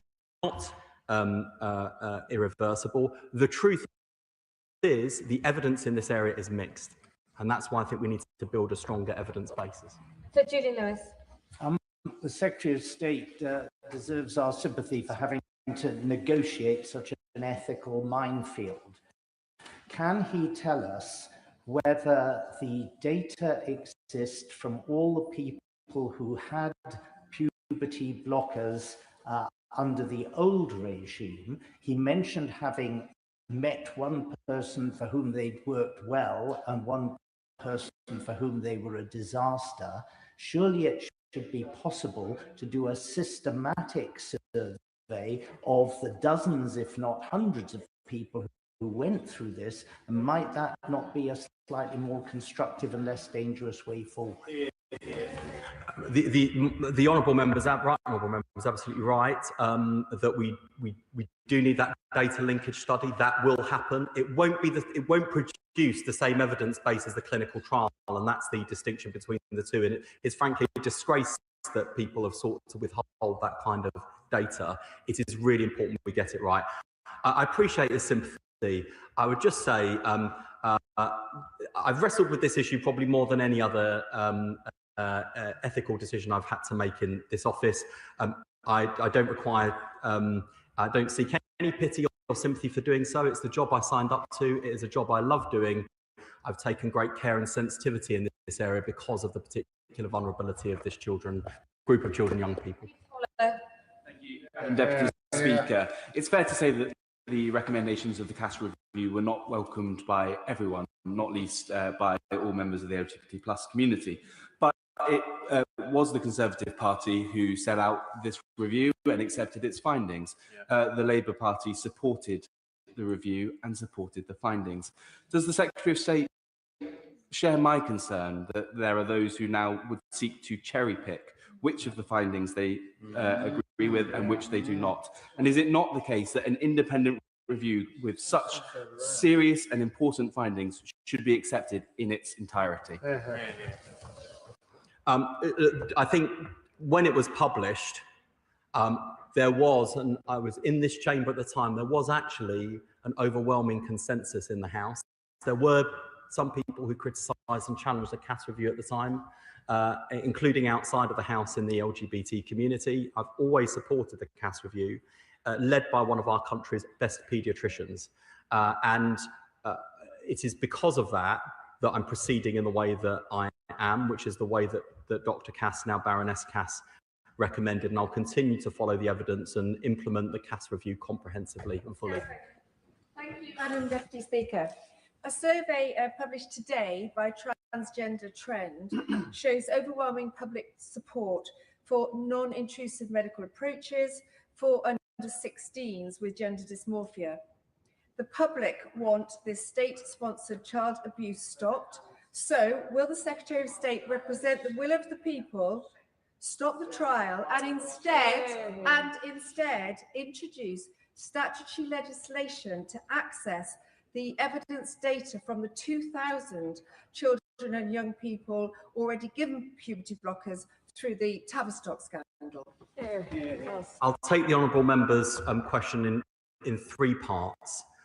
Firstly, in terms of the opinion polling she mentions, that does show that this country is overwhelmingly a kind country that wants to make sure that trans people and LGBT people more broadly are treated with kindness, compassion and inclusion.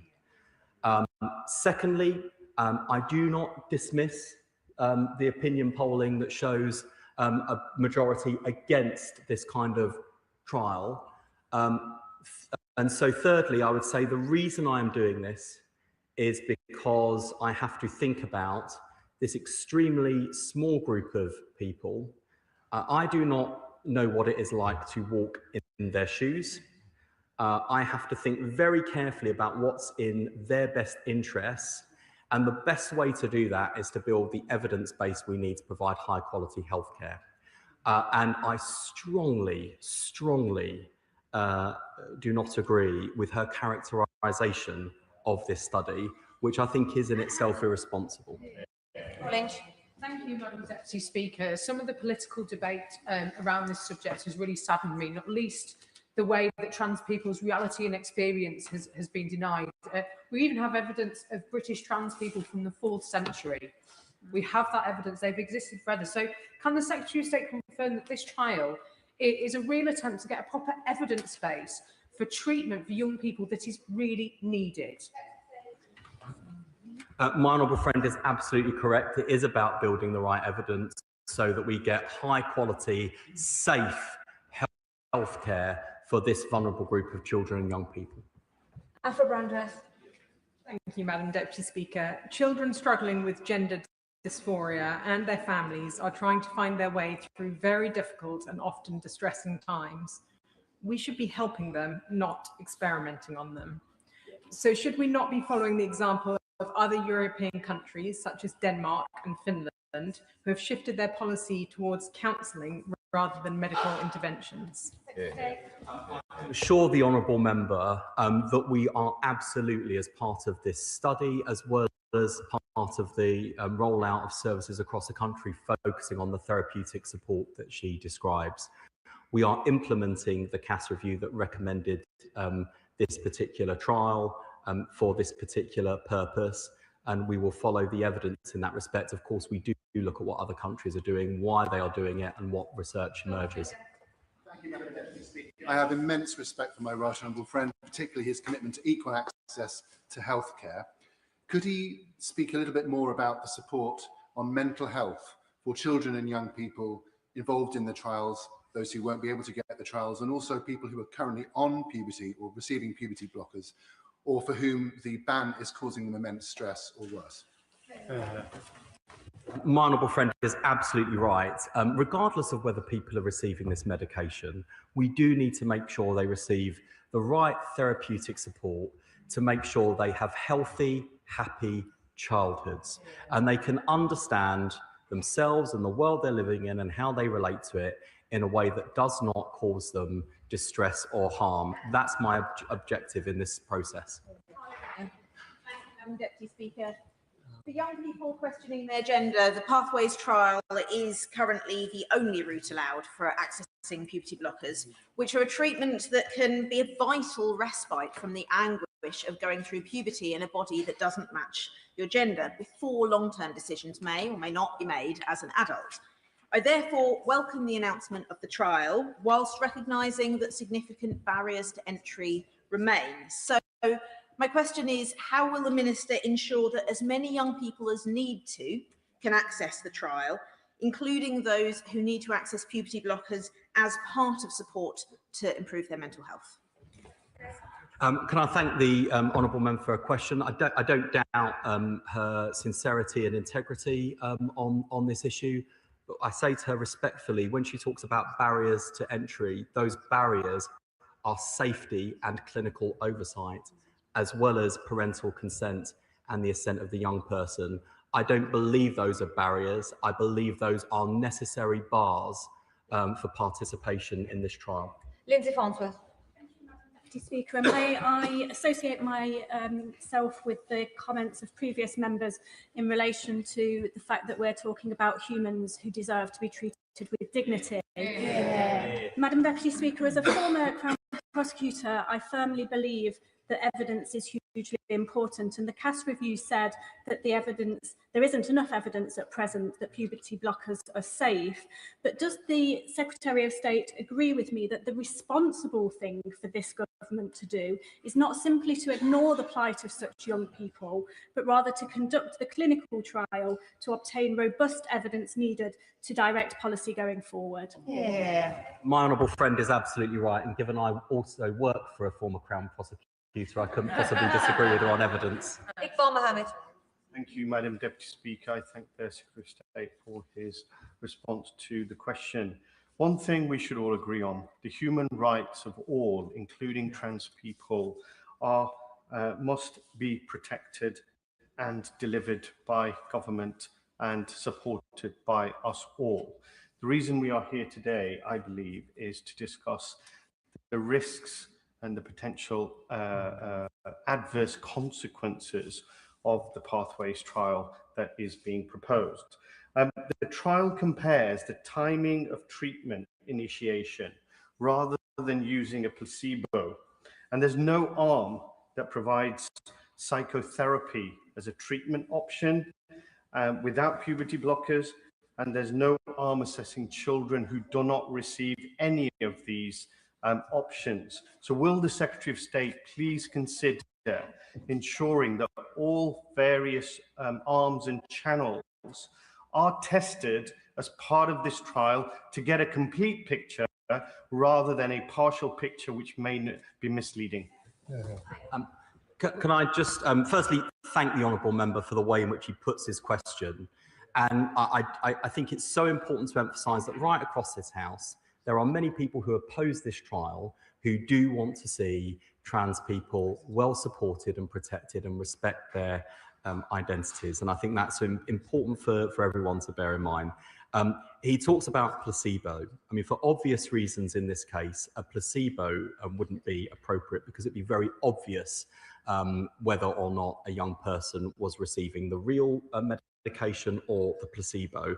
But the trial design has included a control group, and the way in which the trial is established is to help us distinguish between the benefits of receiving or indeed not this particular medication, as well as really close oversight of the impact on development.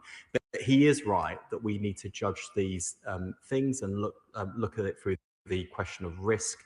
And I think that is what led to Dr. Cass to make her recommendation and why I'm supporting it. Yeah. Thank you, Madam Deputy Speaker, and I welcome the Secretary of State's answers today and his ongoing support for the Cass review. From his previous answers, it's clear that the Secretary of State has seen public opinion, and I wonder if he might be prepared to call an independent clinical review, given that high degree of public concern about the trial. Well, Madam Deputy Speaker, I'm very happy to receive further clinical representations on this issue and to hear from experts on this issue. I hope the public will understand why on this particular issue, I'm not simply led by opinion polling, and I have to follow the clinical advice and evidence, particularly given the enormous risks that surround these children and young people, including the risks that I carried and weighed on my shoulders and conscience when I denied access to puberty blockers by upholding the temporary ban and then making it permanent. Thank you, Madam Deputy Speaker. It is now on child abuse to give children puberty blockers. This trial will take confused little minds, vulnerable children, and place them on a medical pathway with profound life-altering consequences. Childhood is a time of uncertainty, yet the state is intervening with drugs that many former patients now say they were never even capable of consenting to.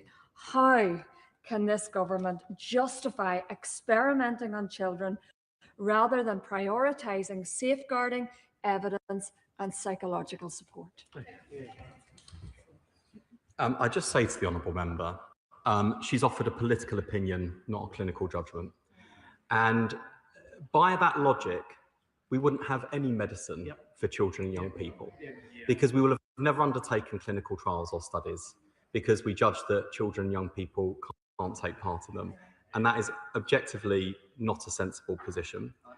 I understand the sensitivity surrounding this particular issue. And she is right to say that there are people in our country who have received life-changing clinical interventions that they have later regretted, and as part of that regret have shared that they did not feel that at the time they were making and could have made an informed decision. And that is why this trial is set up in such a way that it has such strong clinical oversight locally as well as nationally. It cannot happen without not just the assent of a young person, but the consent of their parent or guardian. Those are important protections and safeguards, and I do not share her characterisation of this trial. Speaker, I support the Pathways clinical trial, but it's clear that many young people presenting with gender incongruence won't be able to access the trial for whatever reason.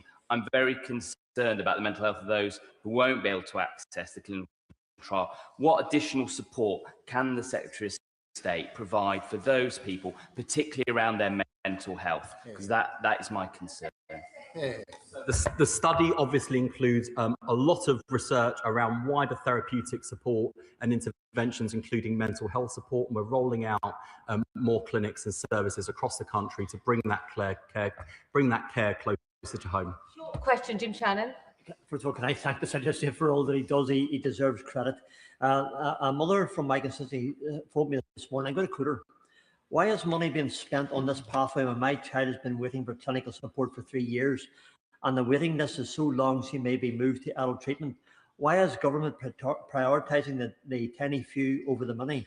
With our children's mental health services at breaking point and parents at their wits' end trying to get their child diagnosed, how does government look in the eyes of the parents with rare diseases whose drugs are not funded by the NHS when government are funding this trial? Thank you.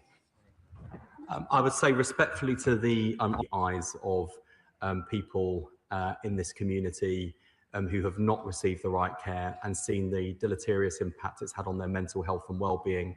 I've had to deal with parents who suffered loss and bereavement, and we have to make sure that we are doing the right thing by everyone, and this should not be an either-or choice. Samantha Liblet, short question. Thank you, Madam Deputy Speaker. Trans people don't wake up at 18 suddenly trans, it starts before then. And when we talk about protecting children, this means protecting trans children so they can transition into adulthood knowing they have parents and doctors that were advocating for their needs.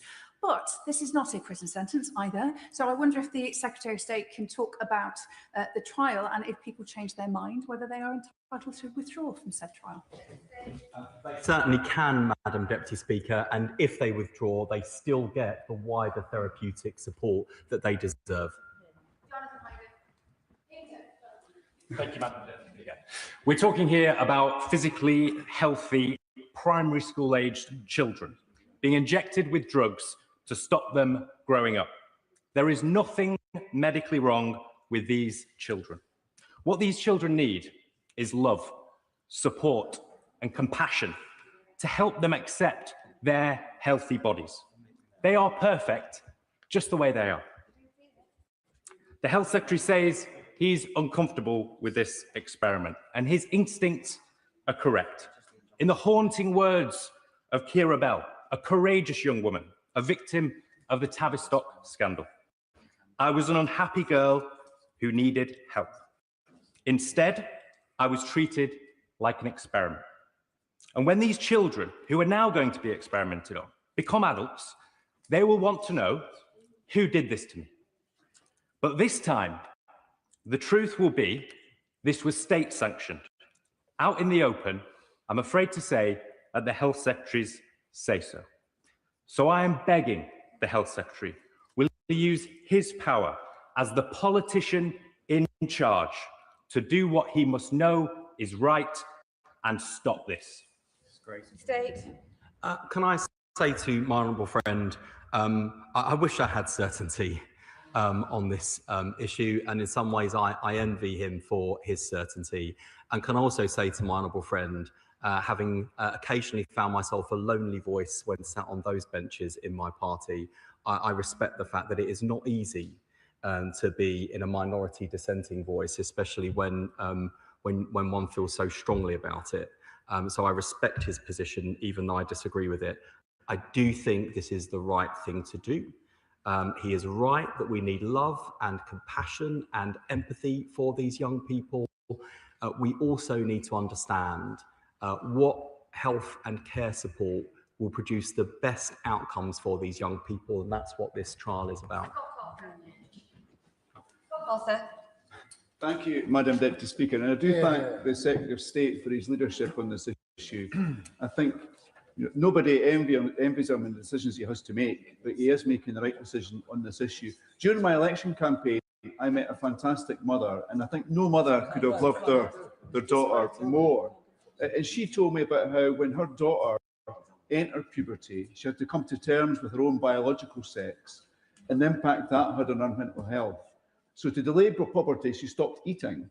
She ended up in hospital, well, arrived in hospital in an ambulance so weak that she had to be treated in the ambulance. So I welcome that this trial will look at some of the side effects of puberty blockers, but alongside that, we'll also consider the impact of not taking puberty blockers in some cases? And can you also update us on how we will be kept up to date on this trial as it progresses? I can certainly promise my honourable friend we will keep the House regularly updated. I must also say to him, it is those risks that he's described that have weighed heavily on my conscience when putting in place a permanent ban on puberty blockers. And I've understood the risk involved and the vulnerability of this particular group of children and young people. I also meant to say, in response to my honourable friend who asked the question previously, I would say that the parents of trans young people love their children very much. And that has been at the heart of so many of the representations that I've received from parents as well as young people. Final question, Josh Newbury. Thank you, Madam Speaker. At its publication, the party opposite welcomed the Cast Review, including the clear recommendation for this trial. 8 years ago, the then leader of the Conservative Party supported self-ID and declared trans women are women. Now we have dog whistle statements like, if we leave these children alone, many will get over it, which the Shadow Minister said just yesterday in Westminster Hall. Would the Secretary of State agree with me that a rigorous clinical trial is the only way that we will get the impartial evidence that he needs to make informed decisions on gender-affirming care for trans young people? I absolutely agree with my honourable friend that we need a strong evidence base, that we need to conduct these conversations with great care, consideration and compassion, that we need to recognise the vulnerability of this particular group of children and young people and the fear that so many trans people in our country feel about whether this is a country that accepts and respects them. The political climate has changed since we made all the progress we've made on LGBT equality over the last 20 and 30 years. But do I think the character of this country has changed? Do I think we are less inclusive, less respectful, less loving, or less caring? Absolutely not. Those are the hallmarks of this country and the British people. We might be having a debate about the efficacy of this trial, but I think the overwhelming majority of people in this House do so in that spirit of wanting trans people to live healthy, happy lives where they feel safe, included and respected in our country. That is the end of the urgent question. I'll give the front benches a few moments to shuffle over as we prepare for the first statement.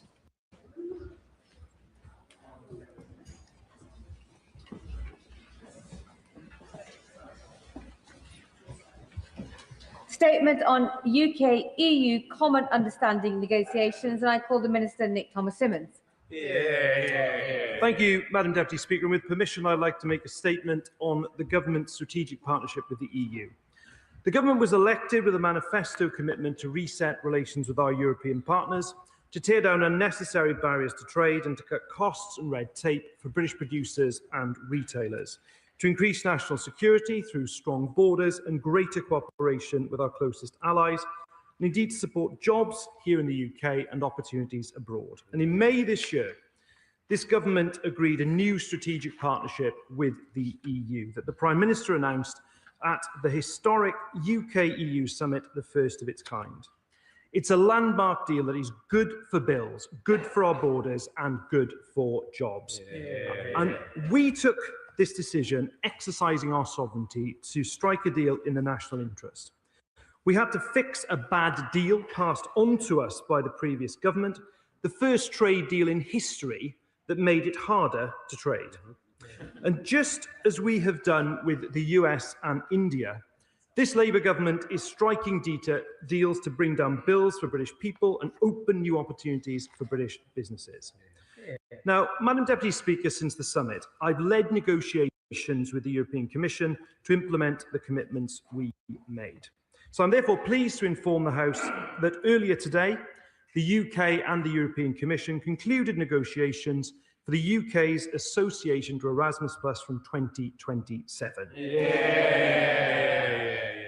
And it will open up world-class opportunities for students, teachers, youth workers, sports sector professionals and communities of all ages in our education, training, sport and youth sectors, both for the professionals that work in those sectors and crucially for our young people too.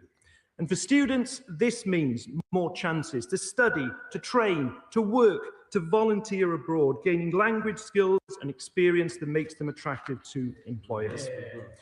For our teachers, youth workers, and those who work in the sports sector, it means greater opportunities for professional development. And for our schools, colleges, universities, and providers, it means access to networks and partnerships that will drive quality, encourage research links, and enhance the reputation of the UK's world-leading education system. And indeed, I was meeting with students at the New City College in Hackney this morning, Madam Deputy Speaker, see the range of benefits they're going to be, including also playing basketball. Now, as part of Erasmus+, participants can travel to any European Union member state, and indeed several countries outside the European Union as well. It will go further than schemes that have come before it, offering a broader scope of activity and a specific focus on unlocking opportunities for all. This is an investment in opportunity for young people from all backgrounds, our workforce and our future, and it will open doors for tens of thousands more young people across the UK, renewing our ties with Europe and beyond. This Labour government has always been clear that we want young people, no matter what their background or where they live in this country, to have access to the best opportunities in life. It's what we've consistently delivered, and it's what we are delivering with this announcement today. And we're pleased that the EU has agreed financial terms that represent a fair balance between the UK's contribution and the benefits this programme offers. The 30% discount in 2027 compared to the default terms in the Trade and Cooperation Agreement is what has paved the way for UK participation in the programme. And we have also agreed, Madam Deputy Speaker, there will be a review of the UK's participation in the programme 10 months after our association, so we can look at the actual data concerning the demand for funding in the UK. And going forward, any continued participation in Erasmus Plus under the next multi-annual financial framework will be informed by that data and our experience of association in 2027. We've always said, Madam Deputy Speaker, we won't sign deals unless they're in the national interest, and in this case, I'm happy to say the agreement passed that test. The government will now work to maximise take-up across all sectors so the benefits of Erasmus Plus association can be fully realised, amongst disadvantaged groups. And a UK national agency will be appointed to administer the programme in due course. In addition, Madam Deputy Speaker, I'm pleased to inform the House that the UK and the European Commission have also concluded exploratory talks on the UK's participation in the EU's internal electricity market. And the details of this will be set out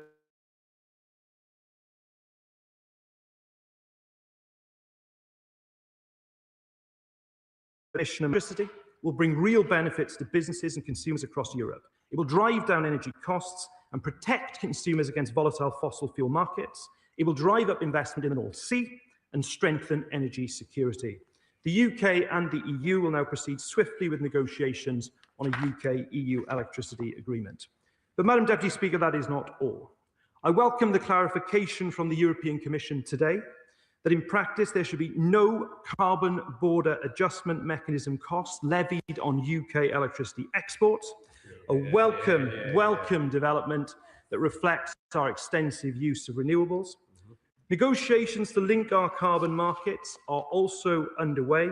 This will cut costs, it will make it cheaper for UK companies to move to greener energy, and once agreed, it will save UK goods exports from EU CBAM charges on 7 billion worth of UK exports. Negotiations on the food and drink agreement are also underway, which will enable food and agricultural businesses to trade more cheaply and easily by slashing red tape and costly paperwork introduced by the last government, whether it's the £200 businesses currently face for export health certificates on every single shipment, or small businesses choosing not to trade with the EU altogether. And the new agreement that we have will put this right, boosting our exports, cutting costs for importers and bringing down prices on supermarket shelves. The UK and the EU are committed to implementing the commitments of the May 2025 summit in a timely manner. We are working swiftly to conclude negotiations on that food and drink deal and linking our carbon markets, I can tell the House, by the time of the next UK-EU summit in 2026. So across all these areas, the UK is clear, of course, there will be no return to the single market, customs union or freedom of movement. We will agree deals that are in our national interest. This government is exercising our sovereignty to deliver for the British people. So, Madam Deputy Speaker, we are committed to building this new strategic partnership with the European Union. Indeed, I spoke with my counterpart in the Commission, Maros Sefcovic, last week, where we underlined our shared commitment to implementing the common understanding the Prime Minister and the Commission President agreed at the UK-EU summit in May. Whether it is through boosting opportunities for young people and educators across the country, or cutting energy bills, or a food and drink deal that slashes red tape and cuts costs, I will always negotiate in the interests of this country and our people. And I will continue, Madam Deputy Speaker, to lead negotiations with the Commission. I look forward to the next annual UK-EU summit where this government will continue to build that new strategic partnership. It is what a grown-up, pragmatic relationship looks like. We work together under shared aims for mutually beneficial solutions to our shared problems. That is the approach this government is taking. That is the approach that is delivering results, and I commend this statement to the House. For the Shadow Minister, Mike Wood. Thank you, Madam Deputy Speaker. We on this side of the House recognise the importance of giving young people educational opportunities, but it is vital that the government benches clearly don't recognise the need for schemes to offer genuine value for money. Now, the UK already had the opportunity to remain a member of Erasmus, but it was precisely because the last government recognised that that scheme did not offer value for money to the taxpayer that we chose not to. And that is why the previous government created the Turing scheme instead, a global programme for young people in the UK that did not require a one-sided blank cheque to be handed over to Brussels. Now, the Turing scheme delivered 43,000 placements around the world last year, 23,000 of them to learners from disadvantaged backgrounds at a cost of just over £100 million. So can the Minister confirm that this statement does not in any way undermine the future of the Turing scheme, that that scheme is guaranteed, or are those opportunities being sacrificed for the smaller number of opportunities available under Erasmus+? Now, the Minister has confirmed that the UK is to pay £570 million as the cost of rejoining Erasmus+. We understand that is being paid for from existing budgets. So can the Minister tell us where is that money coming from? Or is this £570 million being added to the £6 billion send black hole that the OBR identified in the education budget? And does the Minister expect more than the 10,000 students a year from the UK who previously took part in Erasmus Plus to take part in the new scheme, or are we paying £570 million for essentially 10,000 placements a year? Now, the Minister spoke about a fair contribution being a 30% discount. Of course, it's only a matter of weeks since the government was briefing that a fair contribution would be a 50% discount. So it's clearly failed in those negotiations. But can the Minister assure us that whilst he says he's got this discount in the first year, that a discount will be available in subsequent years? And if that hasn't yet, those assurances haven't yet been received, is he prepared to walk away if the EU does not offer us a similar deal in future years? So the opposition has set out clear tests to ensure the government does not roll back on Brexit, including no backsliding on free movement. So can the Minister outline what protections will be put in place to ensure that rejoining Erasmus does not simply mean a return to free movement by the back door for young people, This is particularly important given his complete failure, when asked multiple times, to set out what size of the cap he thinks would be appropriate for youth mobility. Now, rejoining Erasmus is just the latest attempt by the government to undo Brexit by stealth. And this fact became, Madam Deputy Speaker, this fact became clear from the very outset of these negotiations, when the government agreed to surrender UK fishing rights for 12 years to the EU, under the pretence that this would, and I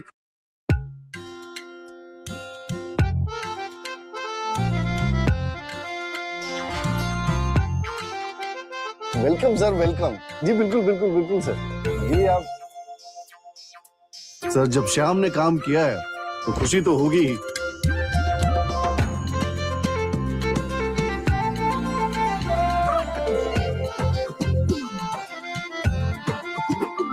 मेरा नाम मेरी शान, Vista print.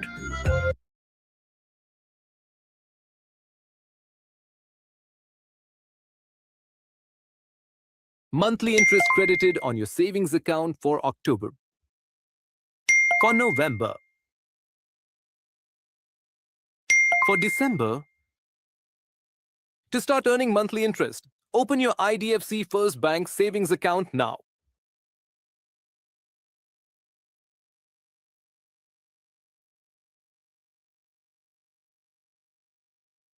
Let me just tell him about fish. I'll tell you what's a big advantage to our fishing sector, that exports 70% of their catch to the EU, the food and drink agreement that I am going to secure by the time of the next UK-EU summit. That is what will benefit our fishers. And as for his point about the Turing scheme, I should just say from the dispatch box, first of all, that any person in this academic year currently on the Turing scheme will continue to be funded. I think it's important that I say that. But I have to tell him, I mean, the honourable gentleman's numbers are absolutely all over the place. And the Erasmus Plus, first of all, the Erasmus Plus scheme has changed significantly since the version that his government walked away from. But not only that, come off it. Do you think seriously that that lot could have secured a 30% discount at all? Absolutely not. So, the last year of the Turing scheme, the one figure the honourable gentleman did get right was that it was 43,200 people. Erasmus is a far bigger scheme. We will be looking for tens of thousands, 100,000 plus young people and others having opportunities from Erasmus. But let me just tell him this as well. It is a lot broader in terms of the opportunities than the Turing scheme, because the Turing scheme is about colleges, it's about schools, universities. Erasmus Plus has wider opportunities around youth work, around sports, around staff being able to have professional exchanges as well. And let me just say, before they start talking about the fact that Turing is all around the world, the fact is that the grant-making bodies for Erasmus Plus in the UK can still allocate 20% of the funding if they want to, if people want to go to other parts of the world as well.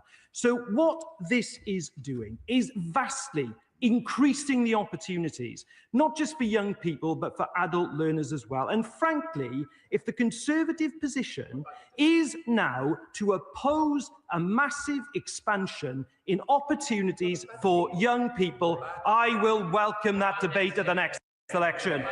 Rosie Writing, Madam Deputy Speaker, young people have lost so much. The pandemic kept them in their homes when they should have been in the classroom.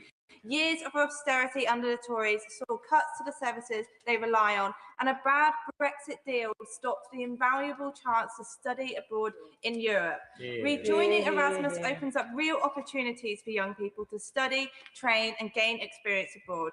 So can the Minister talk more about how this experience can help young people grow in confidence and get them work ready?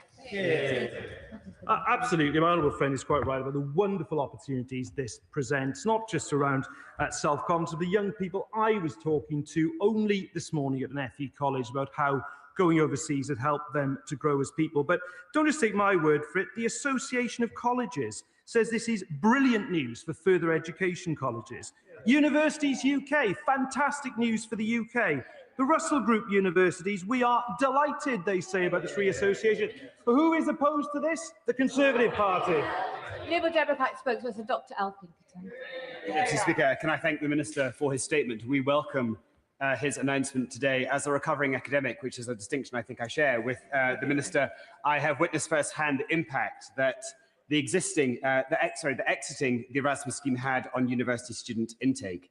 Welcoming students from across the EU into our education institutions and giving our own students the opportunities to study abroad undeniably has strengthened our education system. So after years of campaigning, the Liberal Democrats welcome the news that the UK is finally set to rejoin the Erasmus scheme from 2027. However, and I'm sure the honourable gentleman expected there to be however, whilst this represents an important first step towards rebuilding a closer relationship with Europe, I urge the Minister to go further and faster. So beyond this fixed-term experience of Erasmus+, will the government commit to a proper youth mobility scheme for the benefit of the next generation? So can the Minister update the House on what progress has been made in those negotiations? Secondly, can he state how confident that he is that a food, drink and SPS agreement will be agreed by 2026? And how long thereafter will it take to fully implement that scheme? Agri-food and horticultural businesses cannot afford any further delays. And then finally, on the subject of unnecessary barriers to trade, which is where he started his statement, will his department commit at the very least to conducting a transparent assessment of the potential economic growth benefits of a UK-EU customs deal of the kind that this House voted for last week? Thank you. So on the issue of the youth experience scheme, which I see being in the context of the 13 youth mobility schemes that already exist, many of which signed by the previous government, though they seem to have collective amnesia these days about it. That, together with the linking of our emissions trading systems and the food and drink agreement, we're aiming to conclude negotiations by the next summit. Now, he asked me the direct question about the implementation of the food and drink agreement. I would see it implemented by the first half of 2027. That will mean a piece of legislation in Parliament in 2026 and getting it through Parliament. I hope, whatever our views may be, that we will have support in doing that as quickly as possible in 2027. Then I wanted to say more broadly as well about Erasmus Plus just for a moment. Indeed, it applies to the Youth Experience Scheme as well. I want both of them to be open to people of all backgrounds across the United Kingdom. And Erasmus Plus, of course, people often talk about it as a university exchange program, and of course that is a vital part of it, but it isn't just a university exchange program. It is accessible across the country. I've been looking, for example, at the Welsh Government's Tithe programme, which has done an extremely good job with regard to accessibility, and I think where there are lessons to be learned from that, we will absolutely do it. Where, of course, the Honourable Gentleman and I disagree is on the issue of the customs union, because the government has only in recent days signed an additional free trade agreement with South Korea. We have the economic deal with the United States, the free trade deal with India. All those things would have to be torn up if we went on the path suggested. Thank you. Madam Deputy Speaker, I warmly welcome the announcement that the UK will rejoin Erasmus+. I had the opportunity to live and work in Europe as a young person aged 18, and it is an experience that has continued to benefit me throughout my life. And I can particularly welcome the extension of the scheme beyond study and the government's desire to extend that opportunity to young people from all backgrounds. It is one of the very many detriments of Brexit that young people were denied that opportunity to live and work and study through the Erasmus scheme. In announcing this very welcome development today, can the Minister confirm that he will now also be turning his attention to some of the other detriments that continue to be experienced, particularly by small and medium-sized businesses in my constituency, as a consequence of being unable now to trade in Europe because of barriers resulting from Brexit? And can he confirm work is ongoing in this area and that all options that are in the national interest will remain on the table? My old friend is quite right. And on the first point, there will be now tens of thousands more people, many of them young people. Booking.com makes trip planning easy. even when your friend group travels in different styles. Be the group chat hero with exclusive travel deals.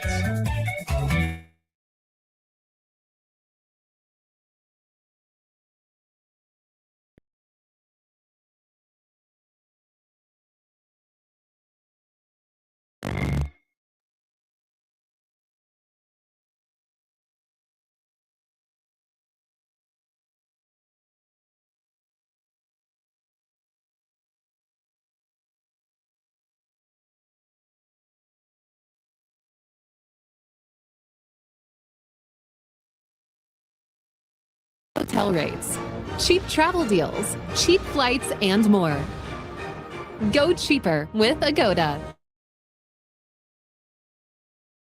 Borough Secretary and others, and it is clearly paying dividends.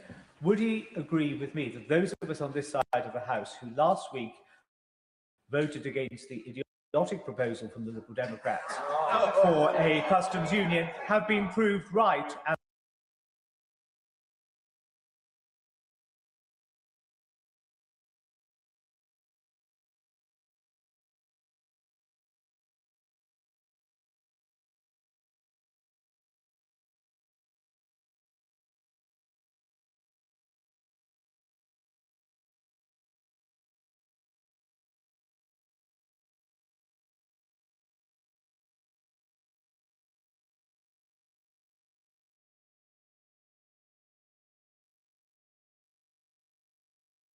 have been proved right and then wrong, because the evolution of the relationship within the guardrails of the existing arrangement are the way to go, preserving those new free trade deals and seeing them extend, whilst encouraging businesses to trade with Europe.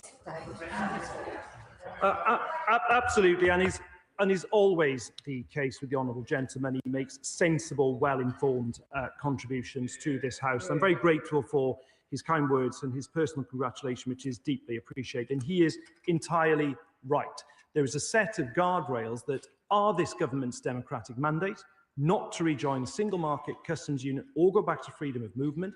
We are exercising that independent trade policy, and we've seen that in recent days with the deal with South Korea. And within that framework, the announcement today shows that the negotiations are progressing and delivering tangible results for the British people. We have less than 45 minutes for this statement, so questions must be short. Uma Kamaran.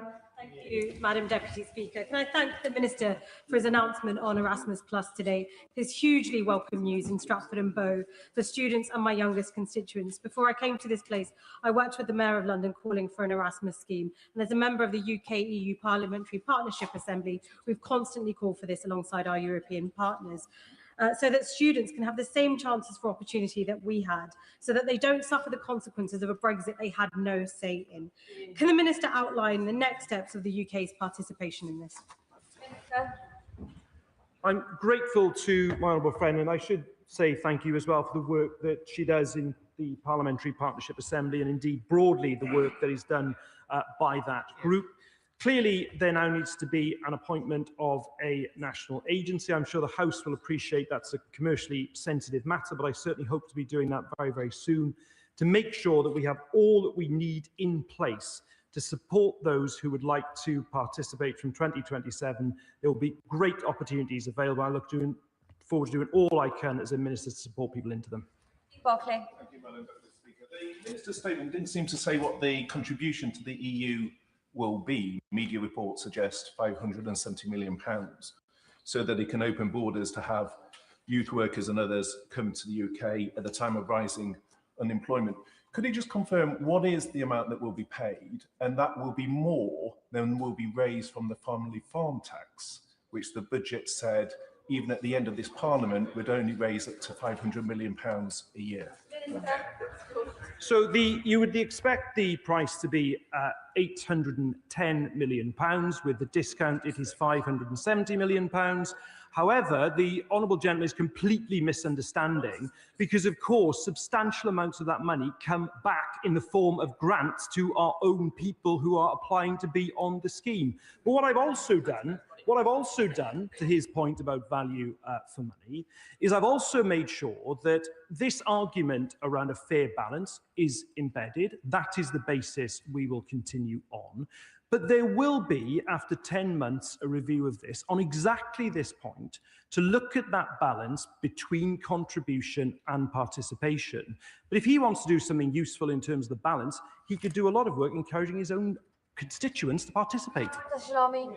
Thank you, Madam Deputy Speaker, and I want to thank the Minister for this statement as a proud Erasmus graduate, and as one of the first in my family to go to university, and as a carer for my late mother. I didn't study abroad. I stayed at home and commuted to university. So Erasmus was the first time I was able to experience that. And I think back to now, many years on, I still have connections and friendships formed from that scheme. And now to know that the young people in my constituency will be able to benefit from that is so, so vital. Can the Minister just outline a bit more in terms of the time frame so that we can make sure that this is rolled out, not just to those young people in university, but to those apprentices, to those youth workers, to those studying, to make sure they get their life skills and experiences that are so rich and that will stay with them for life. Minister. Yeah, my honourable friend speaks very powerfully about the transformative experience that she had. And my aim today is to have, in years to come, others who can speak similarly of the transformative experience that she has had. With regard to moving forward, as I say, firstly, it will be about the appointment of that national agency, but it is then about really important work next year, getting the application process up and running, but making sure that people have that information and are supported to be able to take advantage of the wonderful opportunities that will be coming in 2027. Lena Moran. Madam Deputy Speaker. Hallelujah! It feels like some common sense is finally re-entering this debate, and I warmly welcome this, and so do my constituents in Oxford, West and Abingdon, who I remember wrote to me at the time, many of whom literally in tears, because they were worried that they wouldn't be able to participate, and in fact they couldn't. But I do hear what others are saying, trying to poo-poo how much this is worth. It's not just about the money, but there is money to be recouped here too. There will have been an impact assessment. How much is this worth to the UK economy now and going forwards? Minister. Thank you. Well, firstly, I can't better the first word that she used as part of that contribution. And of course, Madam Deputy Speaker, as we move forward, we will be making the kind of assessments that the Honourable Lady is talking about. And she's absolutely right to say this will make a significant contribution to our workforce and indeed to our economy. But I will also say as well, because we hear the chuntering from opposite, it isn't only about money. This is also about the way in which young people's lives, and indeed adult learners' lives as well, are going to be enriched in so many ways. This is something we should celebrate across the House. Stella Creasy. Thank you, Madam Deputy Speaker. Minister, on doing what I think many of us have felt has been needed in this relationship between the European and the UK, which is what therapists call active listening. And actually listening to our neighbours and what they are interested in and where we can do a deal, and recognising in a relationship that those who keep making random demands, whether it is about a customs union or rejoin or fish, fail to recognise the importance of communication to negotiation. I note that the original wreckers of this relationship have not turned up today to explain to Britain's young people who bore the consequences of their bad behaviour on their future why they felt that was necessary. But he will also know there are many more people in this country and in our constituencies now looking at the work he's doing to repair this relationship and seeking some Christmas cheer. So for all those businesses still facing the piles of paperwork and mountains of red tape, can you play Santa a little bit more and tell us about what 2026 might bring in resetting this relationship and getting Britain back on track with its neighbours? I'm grateful to my honourable friend. I pay warm tribute to the campaigning work that she does on this issue. And in 2026, at that next UK-EU summit, as is agreed, what we will be seeking to do is to complete 10 minutes matlab big basket. 10 minutes matlab big basket.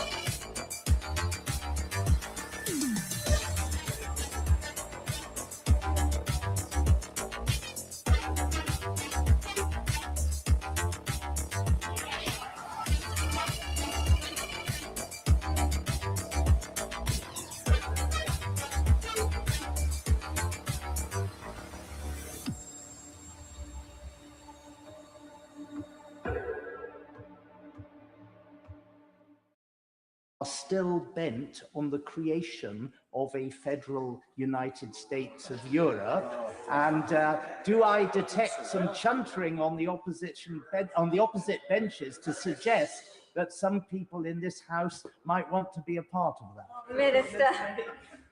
Well, on the second part, I think he's best directing that question to the Commission. But could I just, in relation to the first part of his question, I always, and he knows this, have worked cross-party on infected blood, and I will continue to do so. I think that's very, very important. But also just to say, in relation to working with our European friends and neighbours, whether it is the work the Prime Minister is doing, leading the coalition of the willing, or the work we are even doing, the painstaking work we are doing in recent days on Russian assets, that close relationship, that UK-EU strategic partnership is crucial for our nation's security. Helena Dollymore. I really welcome the return of Erasmus, and with it the opportunity for young people in Hastings and Rye to study and train in Europe again. Yeah. As a coastal town, we also want to see the return of our closest link with our European neighbours, bringing back international trains to Ashford International, which this Labour government is supporting. I hear many South East colleagues echoing those calls. So could the Minister, in his discussions with European colleagues, encourage those discussions with Eurostar and urge Virgin Trains, who will be soon running trains on that line, and Sir Richard Branson to stop at Ashford International? Minister, that was a wide. I think my honourable friend did manage to create some cross-party consensus then, which is pleasing to see. But look, she makes a very powerful case. I certainly, whether it is with regard to the particular issue around Ashford that she raises, but many other issues of transport as well, my door is always open to these issues, and I'd very much welcome her making those representations formally to me as well. Stephen Gethings. Thank you, Madam Deputy Speaker. Madam Deputy Speaker, it's almost 30 years, I'm afraid to say, since I made the transformative journey from Dundee to Antwerp for my Erasmus experience. Can I thank the Minister, because there is some progress in this. Can I ask him a couple of practical questions? One is, obviously, there's a different higher education system in Scotland. Scottish universities are very involved in this. How would the financial mechanisms work? Has he worked that out with the Scottish Government and other devolved administrations? And secondly, I want to see all young people have the opportunities that he and I enjoyed. When will we see a return to freedom of movement for our young people entirely? Minister.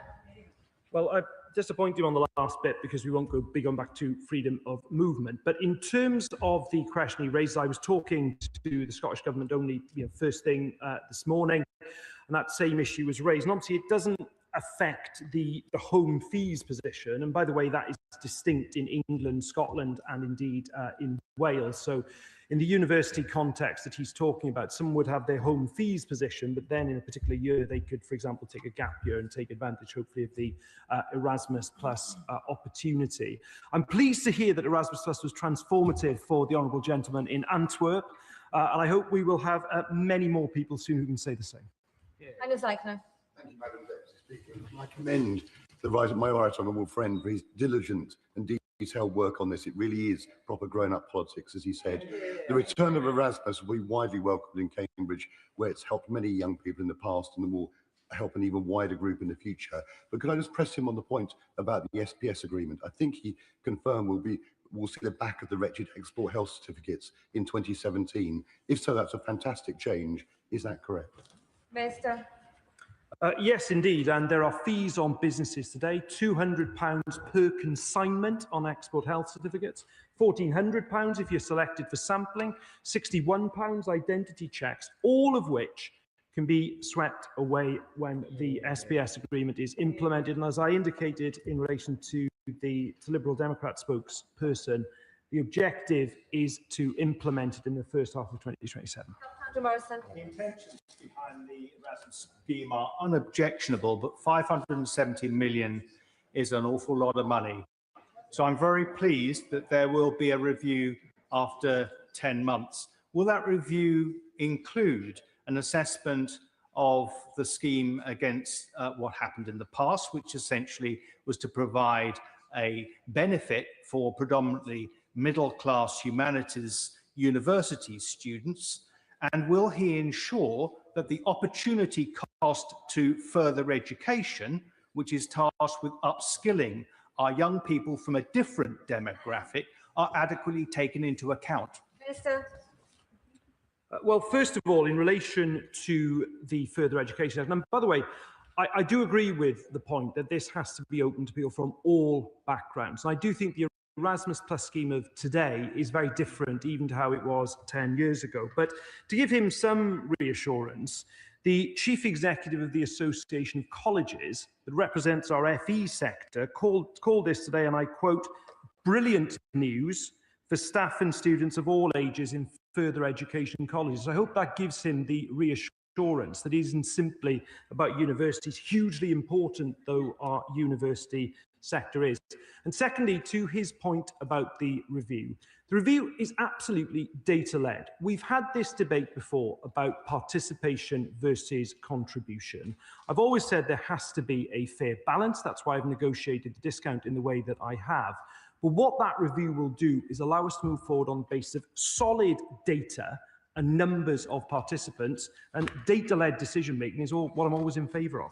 Thank you, Madam Deputy Speaker. As Chair of the UK EU PPA, can I firstly welcome today's statement and also commend my honourable friend for the stellar job that he is doing, showing that this Labour government is making very, very good progress on rebuilding our relationships with the EU. Rejoining Erasmus Plus is a big win for young people in Battersea and across the country, creating opportunities to study, to train, to develop new skills, achieve success, and more importantly, thrive. So can the Minister just outline just a bit more about how young people will be able to access the Erasmus Plus scheme?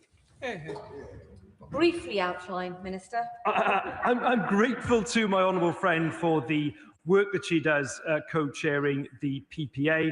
In 2026, it's critical that we have both the national agency, but also then the simplest process that we possibly can have for people to be able to access a very wide range of benefits. I hope that's short enough, Madam Deputy Speaker. Carmichael.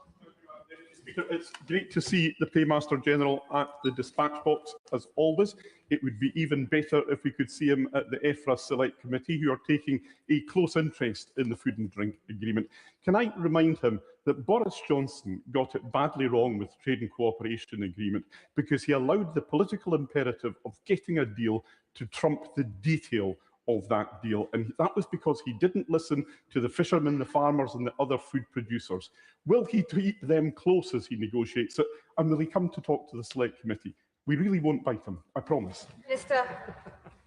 I'll hold him to that promise, Madam Deputy Speaker. But in relation to working with the sectors, he's absolutely right. And as we move forward, firstly to complete the negotiations for detailed legal text on the SPS agreement, but also as we move into the implementation phase, everyone understands we are reducing barriers, we are cutting red tape, we are making trade easier, but absolutely we have to work with whether it's our fishers, our farmers, but all the agri-food sector as well to make that as smooth as possible. Ruth Cadbury. Thank you, Madam Deputy Speaker. The return to UK's involvement in Erasmus is hugely welcome, not only for my constituents who are at university, but also those working or learning in schools, FE colleges and working in the sports and youth sectors. So could my right honourable friend please outline what steps the government is going to be taking, particularly to those based in those sectors not previously involved, so that they can expect to and plan for involvement in Erasmus from 2027? No, my honourable friend raises a really important point. And, for example, this morning, the first place I wanted to visit was a further education college, the New City College in Hackney. So I'm really keen that the FE sector gets the full benefit, but she's absolutely right. Proactively reaching out, whether it's the youth sector, whether it's in terms of adult learners, whether it's in terms of staff and professional training, that's going to be really important because people can then understand the opportunities that are there if they want to take advantage of them. I only have 20 minutes remaining, so colleagues must keep their questions short and the answers just as short. Dame Harriet Bolwin. Thank you very much, Madam Deputy Speaker. Could the Minister just spell out for the House's benefit how much taxpayers' money he's signed up to spending next year, and then for every year in this Parliament. And in terms of value for money, where Parliament can read about the value for money, and what line item of the budget this money has come out of. Minister. 1 year, £570 million, which is a 30% discount, better than the party opposite ever achieved. 10 months in, you'll have a full review of both participation and contribution. I say gently to the honourable lady, if she is going to go into the next election saying that young people in her constituency who benefit from Erasmus Plus should no longer do so, I'd welcome that debate. Grace. Mr. Speaker, as a member of the EU-UK PPA, I absolutely welcome the statement today, but particularly that we will be rejoining the Erasmus Plus scheme to the benefit of young people in Exeter we should never have left. This is the next step in rebuilding relations with our closest neighbours after such a catastrophic period under the previous government. Does the Minister agree with me that it's only through cooperation with our closest European neighbours and partners and not isolation that we get the cultural, social and economic growth that this country really needs? Minister. My honourable friend is absolutely right. There are mutual benefits, mutual objectives, and I'm afraid to say in modern day Europe, mutual threats that are faced by the UK and the EU. That closer cooperation to deliver results is absolutely crucial. Cameron Thomas. Deputy Speaker, this deal will not give back the futures that were stolen from so many young people by Boris Johnson's government, but it does offer those futures to people going forward. It is good work. That said, small, medium and large businesses in Tewkesbury and the economy at large need the government to stop fumbling around the edges. It is time for the Minister to speak to the government and get us a customs union with the European Union. Is it not? Minister. Madam Deputy Speaker, it is time to deliver concrete results, and that's exactly what I'm doing. James Nash. Speaker, I saw a good joke earlier which said, with one-liner, Lib Dem campaigning works. I don't think so. It's this Labour government that has delivered the change today. University of Nottingham staff in my constituency face considerable pressure due to ongoing restructuring. I wonder what the Minister would say today to those staff under intense pressure about what this offers at an organisational level for our universities.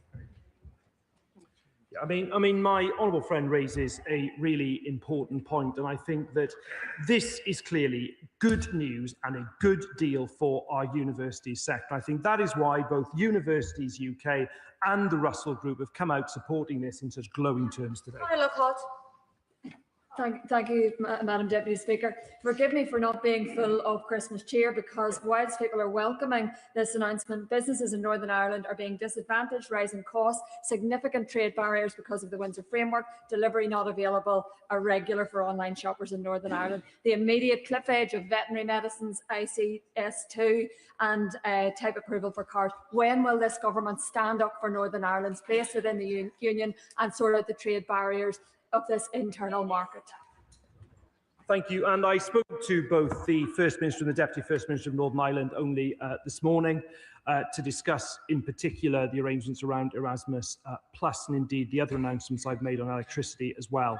But I say to the honourable lady, I'm responsible as well for the Windsor Framework. I can assure her that it is a top priority for me. It is a top priority as well for the Prime Minister, who has a particular personal interest in Northern Ireland, having been the Human Rights Advisor to the Policing Board. And with regard to barriers to trade that she's referring to on the Irish Sea, it is precisely the result of pushing forward and getting the SPS deal implemented quickly that will allow us to lower those barriers on the Irish Sea, which is what I'm determined to do. Annalise Dodds, after which I will come to Steve Darling. Thank you. I also welcome progress on Erasmus, but can I ask about progress on another commitment from the May summit, that to advance cooperation on foreign information manipulation and interference, and to work together to fight violent extremism, including in its online dimension. The UK and the EU do indeed face threats including threats to our digital sovereignty from the same powerful people, so surely we need to urgently work together. My honourable friend is absolutely right, whether it's in terms of information or indeed hybrid warfare. I've visited, whether it's Estonia in opposition, but other parts of Eastern Europe as well. And I see what is happening on this every day. She's absolutely right in terms of the importance of partnership between the UK and the EU on this. It's in our national interest. Thank you. And it is brilliant news for our young people today around the reinstatement of the Erasmus scheme. I would like to highlight to the Minister that I've heard from language schools in Torbay, particularly International House Torquay, who've taken advantage of a group travel scheme for German students to be able to just use their ID cards to learn languages in England. What opportunities do you see of rolling out a similar scheme for Swiss, Italian and Spanish students? Minister. I can update the honourable gentleman. Indeed, I will write to him on the 3 specific countries that he's mentioned. But I will also say the announcement that I've made today on Erasmus Plus clearly opens up now even more opportunities for schools, which I'm sure will be widely welcomed. Christmas jumper Phil Brickle. And as a former Erasmus student myself, can I congratulate the Paymaster General on the steely resolve, the pragmatism and the significant progress he has been able to achieve. Only a few weeks ago, 2 fellow Erasmus students from the UK who I studied with in Germany were in this place. I was with them for the first time in 13 years, and they've messaged me today to congratulate the government. Does he agree with me that the most important thing is to deliver on the concrete commitments agreed with our EU partners on the May summit, as opposed to heeding the siren calls from the Lib Dem members opposite about a supposedly bespoke customs union? Minister. My honourable friend is absolutely right, and I thank him for his kind words, indeed his 2 friends and former Erasmus friends and colleagues. And also, if I may, Madam Deputy Speaker, congratulate him on the Christmas jumper. Liz Saville-Roberts. I welcome the Erasmus Plus agreement as closer ties with Europe are good news for the futures of thousands upon thousands of young people. Since 2022, the Tithe programme in Wales has offered life-changing opportunities for people to study abroad after Brexit slammed so many doors shut. Given its implications for Tithe, how will Wales's priorities be reflected in the administration of Erasmus Plus? Good question. Well, Madam Deputy Speaker, a Welsh MP did negotiate the new agreement, so hopefully that is a good start. But nonetheless, she's absolutely right to praise the Welsh Labour government's work on the Tithe programme. It's great to see her praising the work of the Welsh Labour government. I went in November, actually, to speak to civic society groups and those who are involved in that Tithe outreach. And what I discovered was that the work in particular they've done in terms of involving students and young people from disadvantaged backgrounds has frankly been exemplary, and it's work I am looking at in terms of access to Erasmus Plus now. Thank you, Madam Deputy Speaker. I welcome the Minister's focus on jobs, bills and borders as part of a pragmatic and balanced reset of our relationship with the European Union. I've already heard from constituents like Robert in Boscombe, who is welcoming the fact that the UK will be rejoining Erasmus. When a government invests in our children, our country starts to care about our future again. So can I ask the Minister to update the House on progress towards a youth mobility scheme, and also what role he sees English language schools playing in our future economy as we bring European students to Bournemouth? Minister. It's always good to hear from him and indeed from Robert. As I indicated, Madam Deputy Speaker, we will look to have agreed the youth experience scheme by the time of the next UK-EU summit, and he can be assured what a priority that is for the government. Sarah Dyke. Deputy Speaker, mandatory method of production labelling on animal-derived products could improve animal welfare, increase UK farmer profits by over £46 million annually. But we must make sure the UK-EU SPF agreement is aligned on standards and quality, so British farmers in Glastonbury and Somerton across the country are not undercut by lower welfare imports. So can the Minister outline what progress has been made on negotiating a comprehensive SPS agreement? So SPS negotiations are underway. We want to complete them by the time of the next summit. And on the specific issues she raised, I'd be grateful if she could write to me so I can address it in detail. Thank you, Madam Deputy Speaker. And I do refer members to my register of interest. And I thank the Minister for his statement, although I'm trying hard to visualise him playing basketball at Hackney College this morning. Perhaps photographs are available to confirm this actually happened. Apologies, Madam Deputy Speaker. So 73% of university-aged young people voted against Brexit. They voted to remain in the EU. So Erasmus always felt like a spiteful act. So I'm really pleased we were able to correct that injustice today. I worked in the university sector for almost 30 years before I was elected here, Madam Deputy Speaker. Hard to believe, I know. So I understand the benefits of Erasmus. But I do agree with the Minister that it wasn't a completely democratic process, and it was more middle-class students who tended to take part. So how will ensure that changes? Will there be monitoring? Will they consider targets? A tip for other questioners, the question does not require a preamble. Minister. I mean, I may have been putting it a bit high when I said playing basketball, but I did contribute in my own way, Madam Deputy Speaker. But with regard to his second point, obviously the Erasmus Plus programme has changed so that there's this wider range of activities available, as I've said, from youth work, adult education, sports. But also the way in which Erasmus support is provided means there is additional support when you're from a disadvantaged background. So of course he's right in terms of monitoring it, but my priority as well is making sure that we're driving that participation in the first place, which is the priority of the next few months. Taylor. Thank you, Madam Deputy Speaker, and I thank the Minister for what is a clear Lib Dem win. I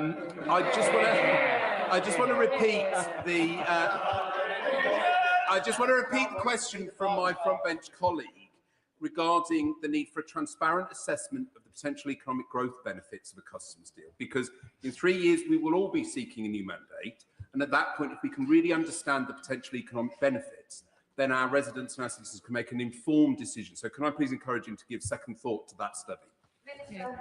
I've got a bit of bad news for him, Madam Deputy Speaker. It's a Labour win, I'm afraid. But to his second point, I mean, if he wants to discuss the customs union, a good start might be the workers at Jaguar Land Rover. Chris Wentz. Thank you, Madam Deputy Speaker. Can I welcome the statement from my right honourable friend today? As he will be aware, my constituency of Harlow has a lower than average number of young people that go to university, something I would like to see addressed. However, can you talk to me through the benefits of the Erasmus Plus stream for those young people in my constituency of Harlow who don't necessarily go on to university education? No, he's absolutely right. And to go back to this morning, I'd have in my mind someone who wants to do some basketball coaching, for example, which is what I was talking about this morning. Perhaps an engineer on an apprenticeship who has chosen not to go to university, but might well want, nonetheless, to go to a placement abroad. So they are just some examples of what I think are the wide range of benefits I hope his constituents in Harlow will be able to benefit from. Madam Deputy Speaker, I warmly welcome the Erasmus agreement that the Minister has announced, a Christmas present for young people. Turning to the SPS agreement that he is currently negotiating, I hope those negotiations will be just as successful because it is undoubtedly in the best interest of this country. So can the Minister confirm to me and to some very invested constituents of mine that bivalve molluscs or mussels will be included in the SPS agreement that he is currently negotiating? Yes or no? Well, Madam Deputy Speaker, first of all, the SPS agreement is a great priority. I'm fully aware of the issue around bivalve molluscs. Indeed, shellfish from what I believe are Class B waters from my memory. And certainly, Madam Deputy Speaker, I'm willing to speak directly to the Right Honourable Lady about the bivalve molluscs, and maybe she can write to me about it. But I can tell her this, the SPS agreement will mean products like British bangers and others that we currently can't export to the EU, we will be able to do so again. Madam Deputy Speaker, would my right honourable friend expect the new agency with responsibility for Erasmus Plus to work with the excellent Erasmus Plus Student Network UK to promote these brilliant new opportunities for our young people, including in higher and further education institutions in Scotland? I'd certainly expect to see that collaborative approach, Madam Deputy Speaker. Monica Harding.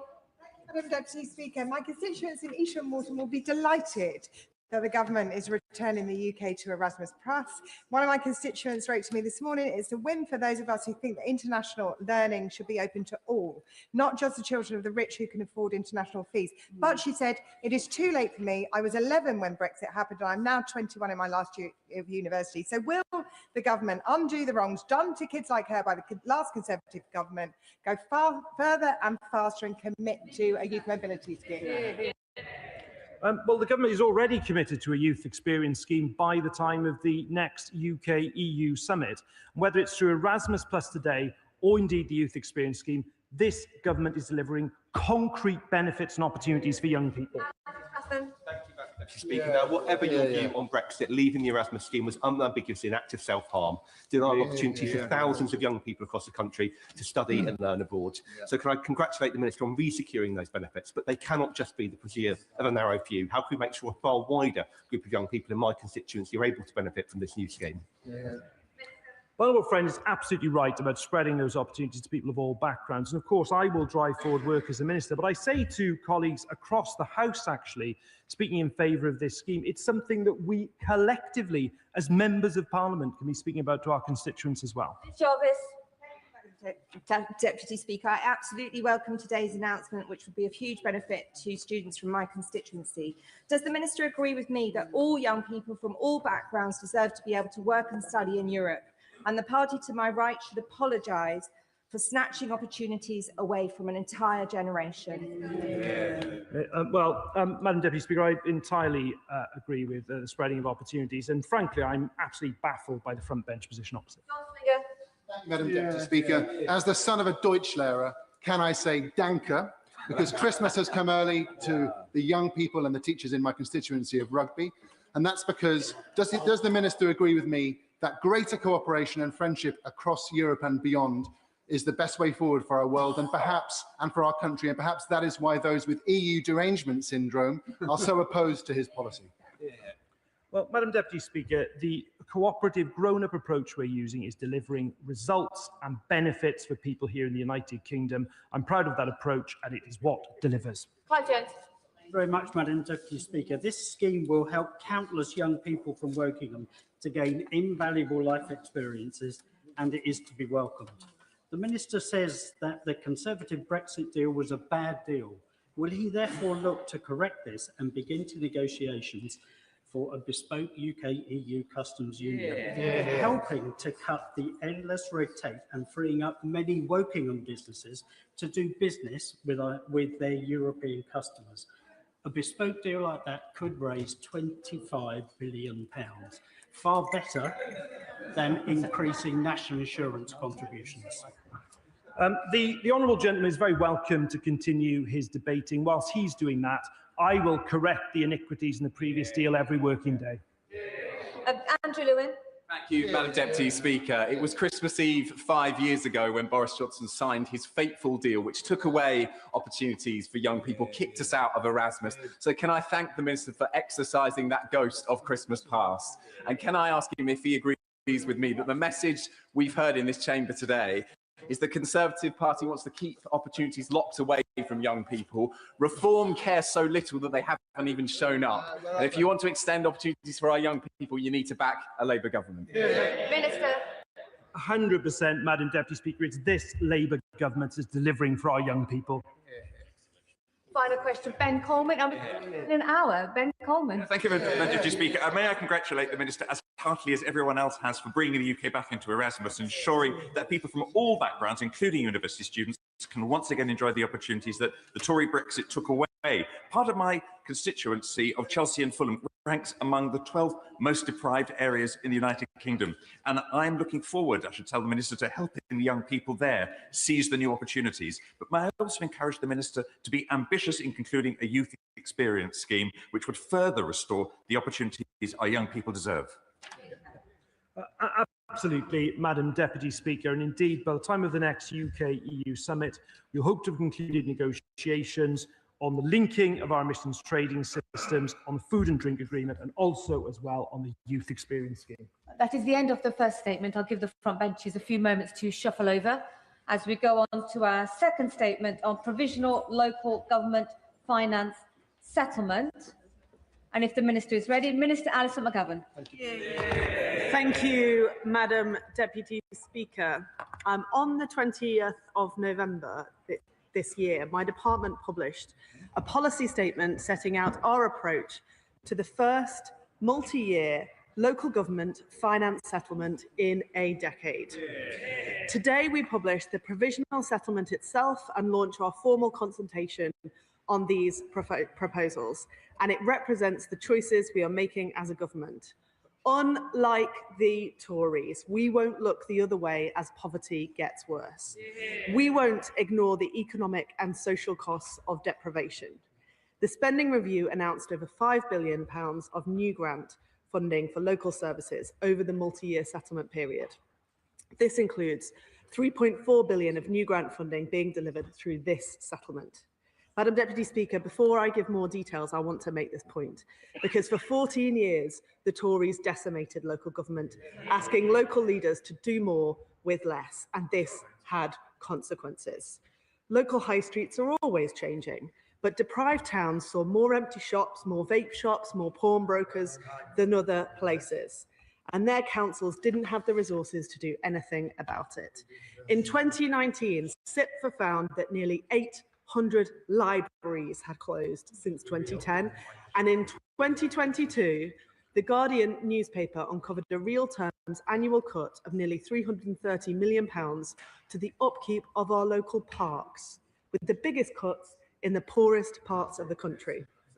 The last decade and a half of austerity impacted every community, but the very worst effects were felt by people living in the most deprived areas, and that was a choice. By breaking the link between funding and deprivation, the Tories punished poorer councils. Year after year, they exacerbated inequality, and as a result, too many places in this country feel forgotten, left to fend for themselves. Now, the answer isn't reforms return to austerity or the Tories carping from the sidelines.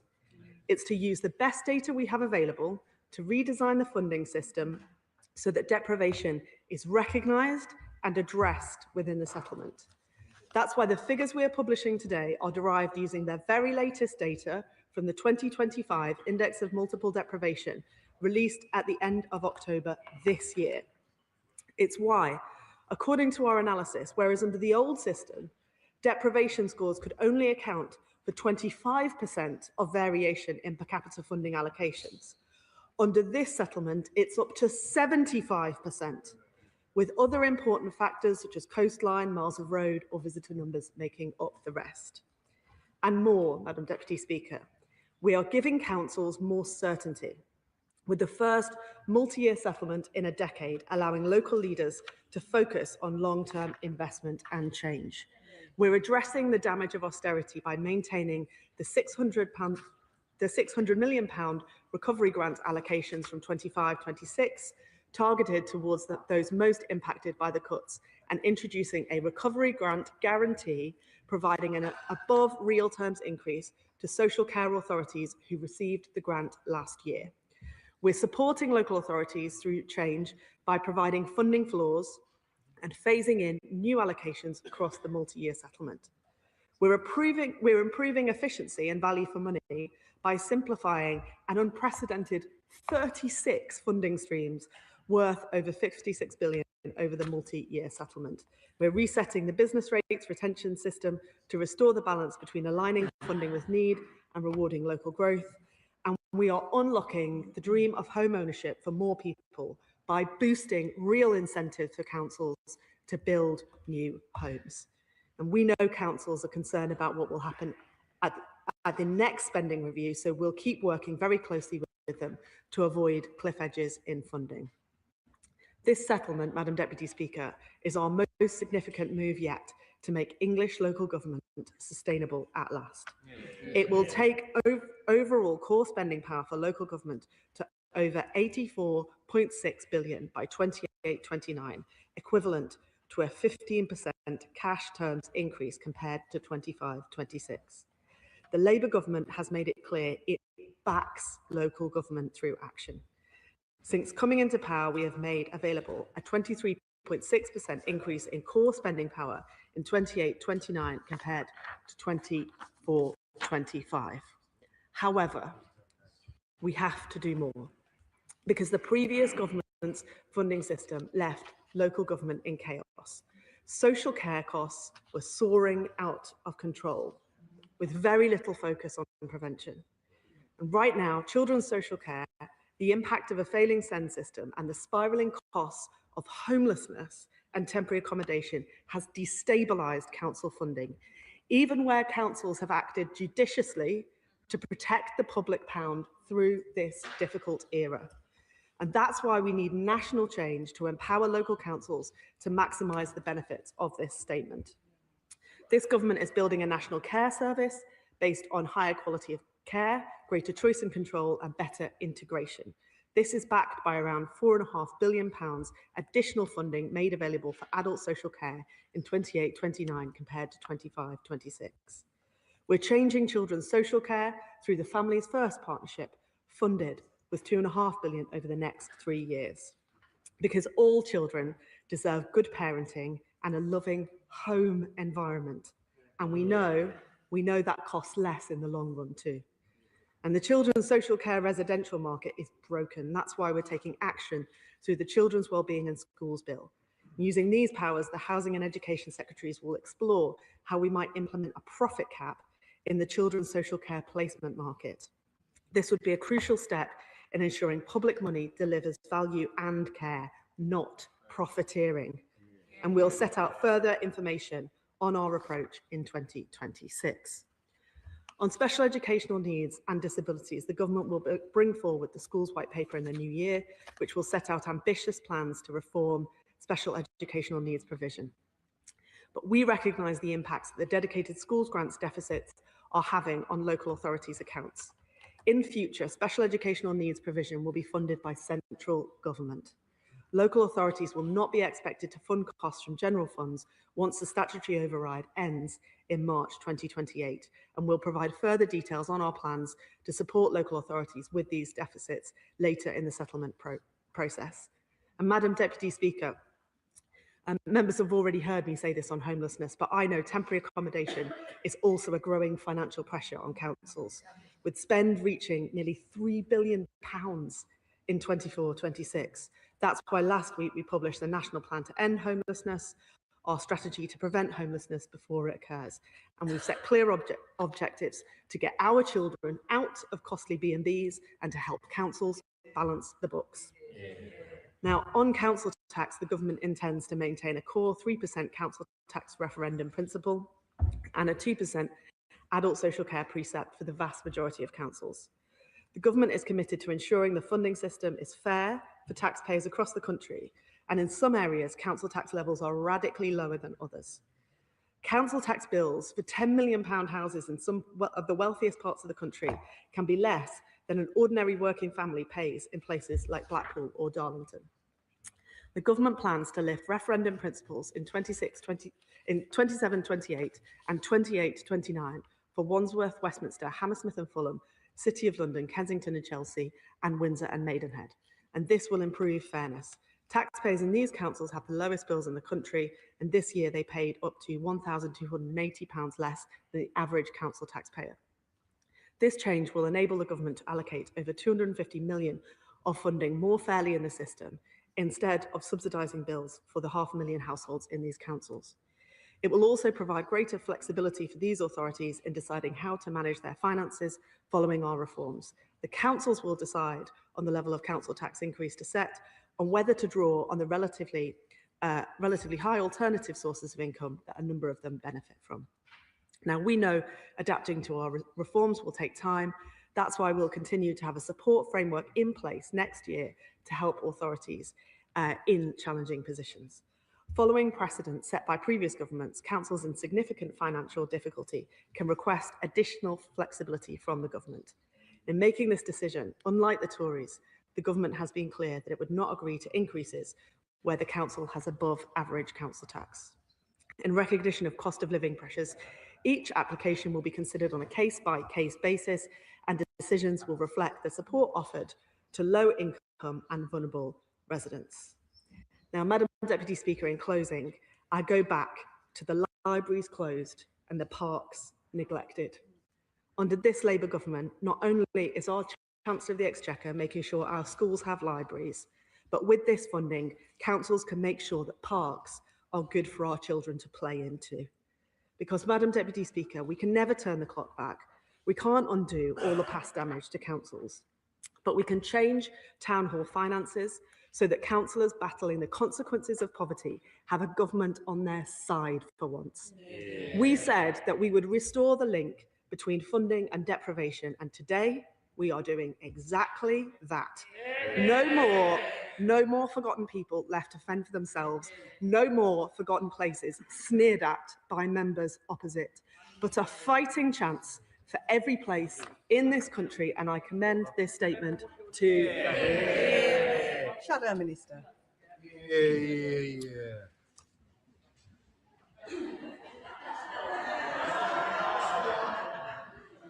Thank you, Madam Deputy Speaker. It's no surprise that the government has sought to sneak this consultation out with the minimum of attention. Come on, David. Proposed as it was for simply a written ministerial statement at the last possible second. But, Madam Deputy Speaker, we can all see that poverty is rising. A shrinking economy and rising unemployment are driving that, combined with inflation running at 3.6% and energy bills higher. Rising business rates, Madam Deputy Speaker, are crippling our businesses, and local communities everywhere are feeling the pressure created by this government's choices. So, Madam Deputy Speaker, how does this settlement help our councils to deal with that? Well, firstly, it assumes that working people, all people, will pay higher taxes everywhere. We should not misunderstand the Minister's words on core spending power. This enshrines an assumption that taxes will rise to the maximum possible extent everywhere, with fees and charges for parking, libraries and everything else following the same trajectory. And, Madam Deputy Speaker, even if the inflation target of 2% is reached, and currently at 3.6%, that seems unlikely, the increase assuming 2%, represents a 1% uplift for local government during the whole life of this Parliament, for a sector that was left £1.5 billion worse off by the rise in national insurance contributions alone. Resources at a local level are going backwards, Madam Deputy Speaker. This is a settlement that punishes efficiency, with those councils that deliver the best value for money being raided to bail out the more spendthrift. And I'm sure we can guess which parties tend to run those councils.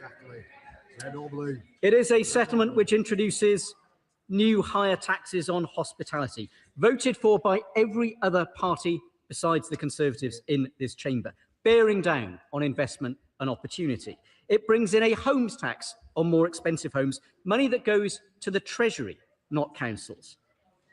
In the book, Red Book, that's estimated to cost the government a net £335 million due to the damage it does to the housing market. Only this hapless Labour government could bring in new taxes that actually cost the Treasury money.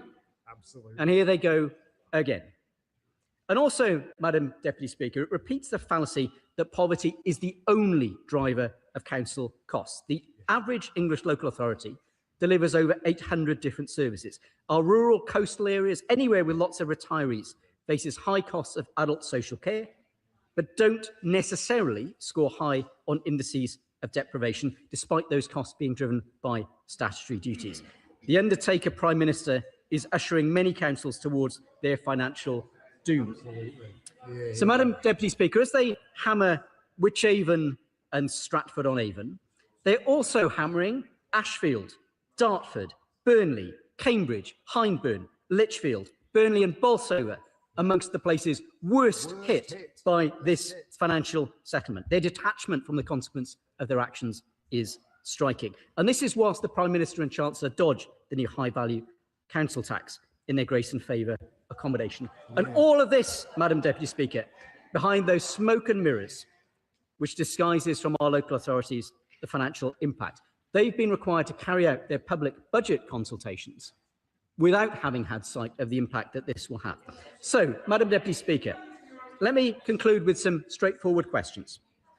Can the Minister tell the House when our locally elected brethren will learn the net impact of this on their council tax budgets? Can she tell the House when we'll debate the impact of their cuts to SEND capital funding? When will the House have the opportunity to scrutinise the government's decision to impose exceptional financial support or higher council tax rises to bail out the consequences of its decisions? When will it provide clarity on the impact of its SEND proposals on council budgets? How will the government use the budgets allocated to the new devolution areas and now snatched back to mitigate the impact of their decisions? And will the Minister admit to the House, Madam Deputy Speaker, that this is a tax-raising, job-destroying, housing hobbling, rate-raising, service-slashing, community-crippling, election-cancelling settlement that fails even on its intended purpose of shunting resources to politically favoured areas? Yeah.